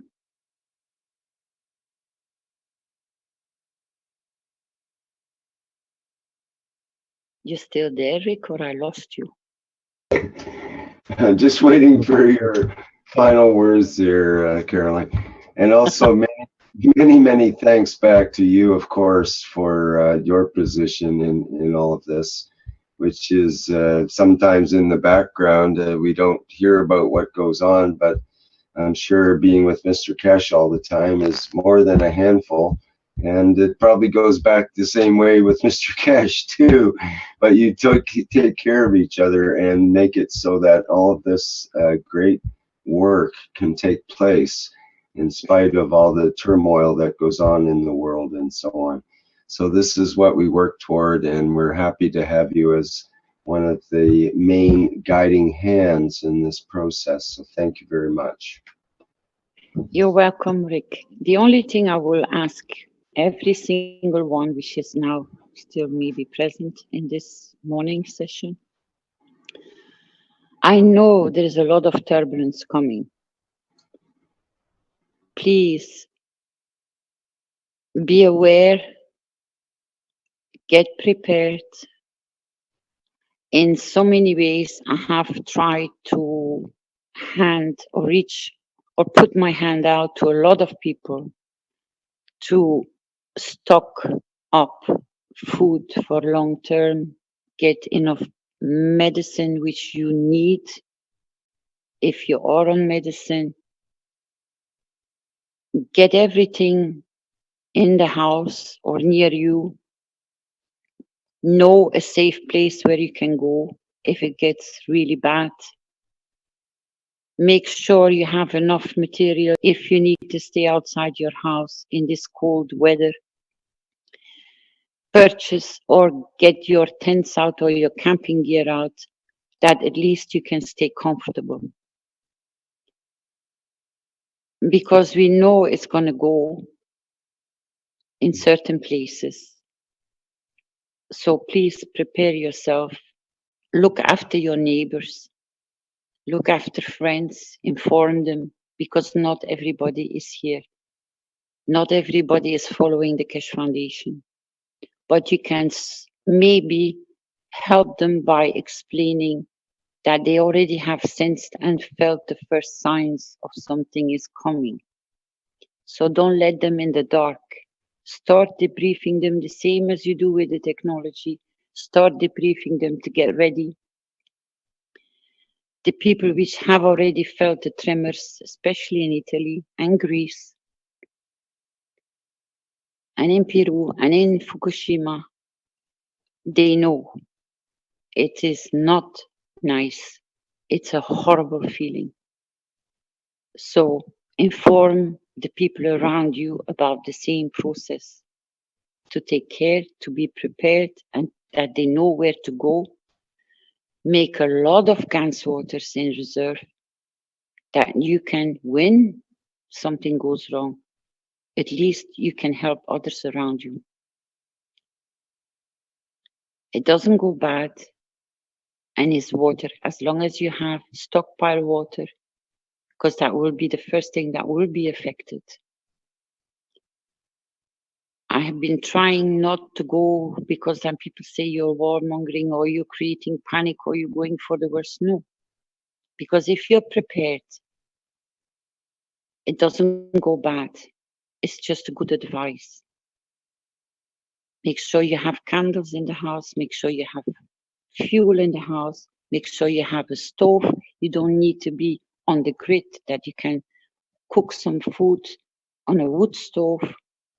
Try to find a way you can help yourself if you have to go off the grid. Especially people with children, make sure you have everything available for them. And thank you. Thank you, Caroline. And love you all. Move away from the coastlines, please. Right. And stay safe. Thank you. Okay, thank you very much, Caroline. You're welcome. Okay, I think we should probably close for today's session. We've gone 4 hours here now. Unless there's something that somebody would really like to show and talk about, or we could carry on. Oh yes, right. I was going to end with the videos that we had, the promotional videos, so maybe we should do that. Is that, do you have enough time for that? You can just end the Facebook when you need to, I guess. Yeah, I'm checking right now, but let's go ahead and you can share. Okay, let me do the Second Universal Council one first here. I need permission to share, actually. Oh, thank you. Oops.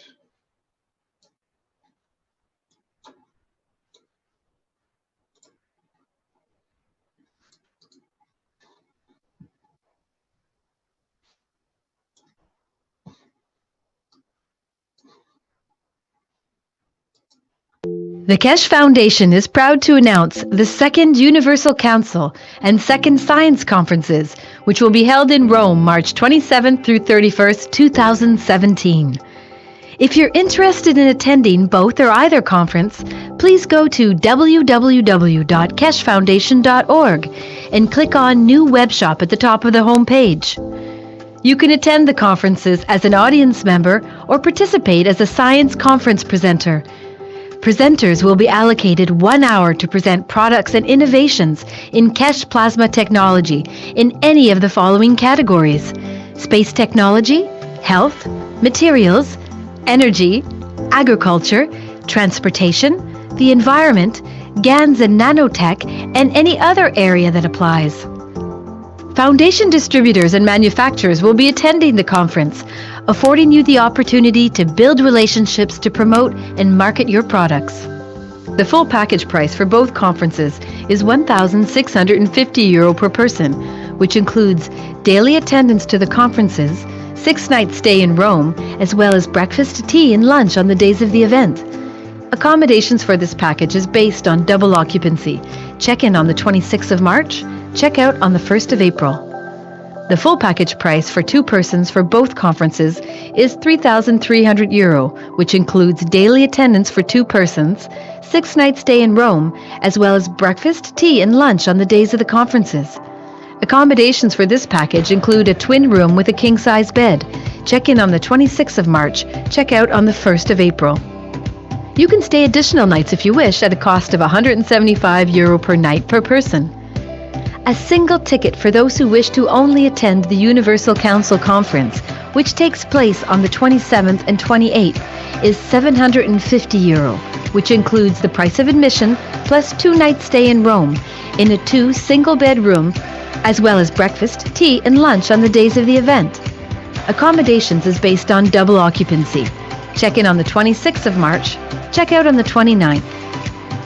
A 2-person ticket for those who wish to only attend the Universal Council Conference is €1,500, which includes the price of admission plus 2-night stay in Rome in a hotel room with a king-size bed, as well as breakfast, tea, and lunch on the days of the event. Accommodations is based on double occupancy. Check-in on the 26th of March, check-out on the 29th. A single ticket for those who wish to only attend the Universal Science Conference, which takes place on March 29th through March 31st, is €1,150, which includes the price of admission plus 4-night stay in Rome in a 2 single-bed room, as well as breakfast, tea, and lunch on the days of the event. Accommodations is based on double occupancy. Check-in on the 28th of March, check-out on the 1st of April. A 2-person ticket for those who wish to only attend the Universal Science Conference is €2,300, which includes the price of admission plus 4-night stay in Rome in a hotel room with a king-size bed, as well as breakfast, tea, and lunch on the days of the event. Accommodations are based on double occupancy. Check-in on the 28th of March, check-out on the 1st of April. If you would like to attend and prefer to make your own arrangements for accommodations, the price of admission to either conference is €200 per day. We look forward to meeting you at the Second Universal Science and Council Conferences in Rome, 2017.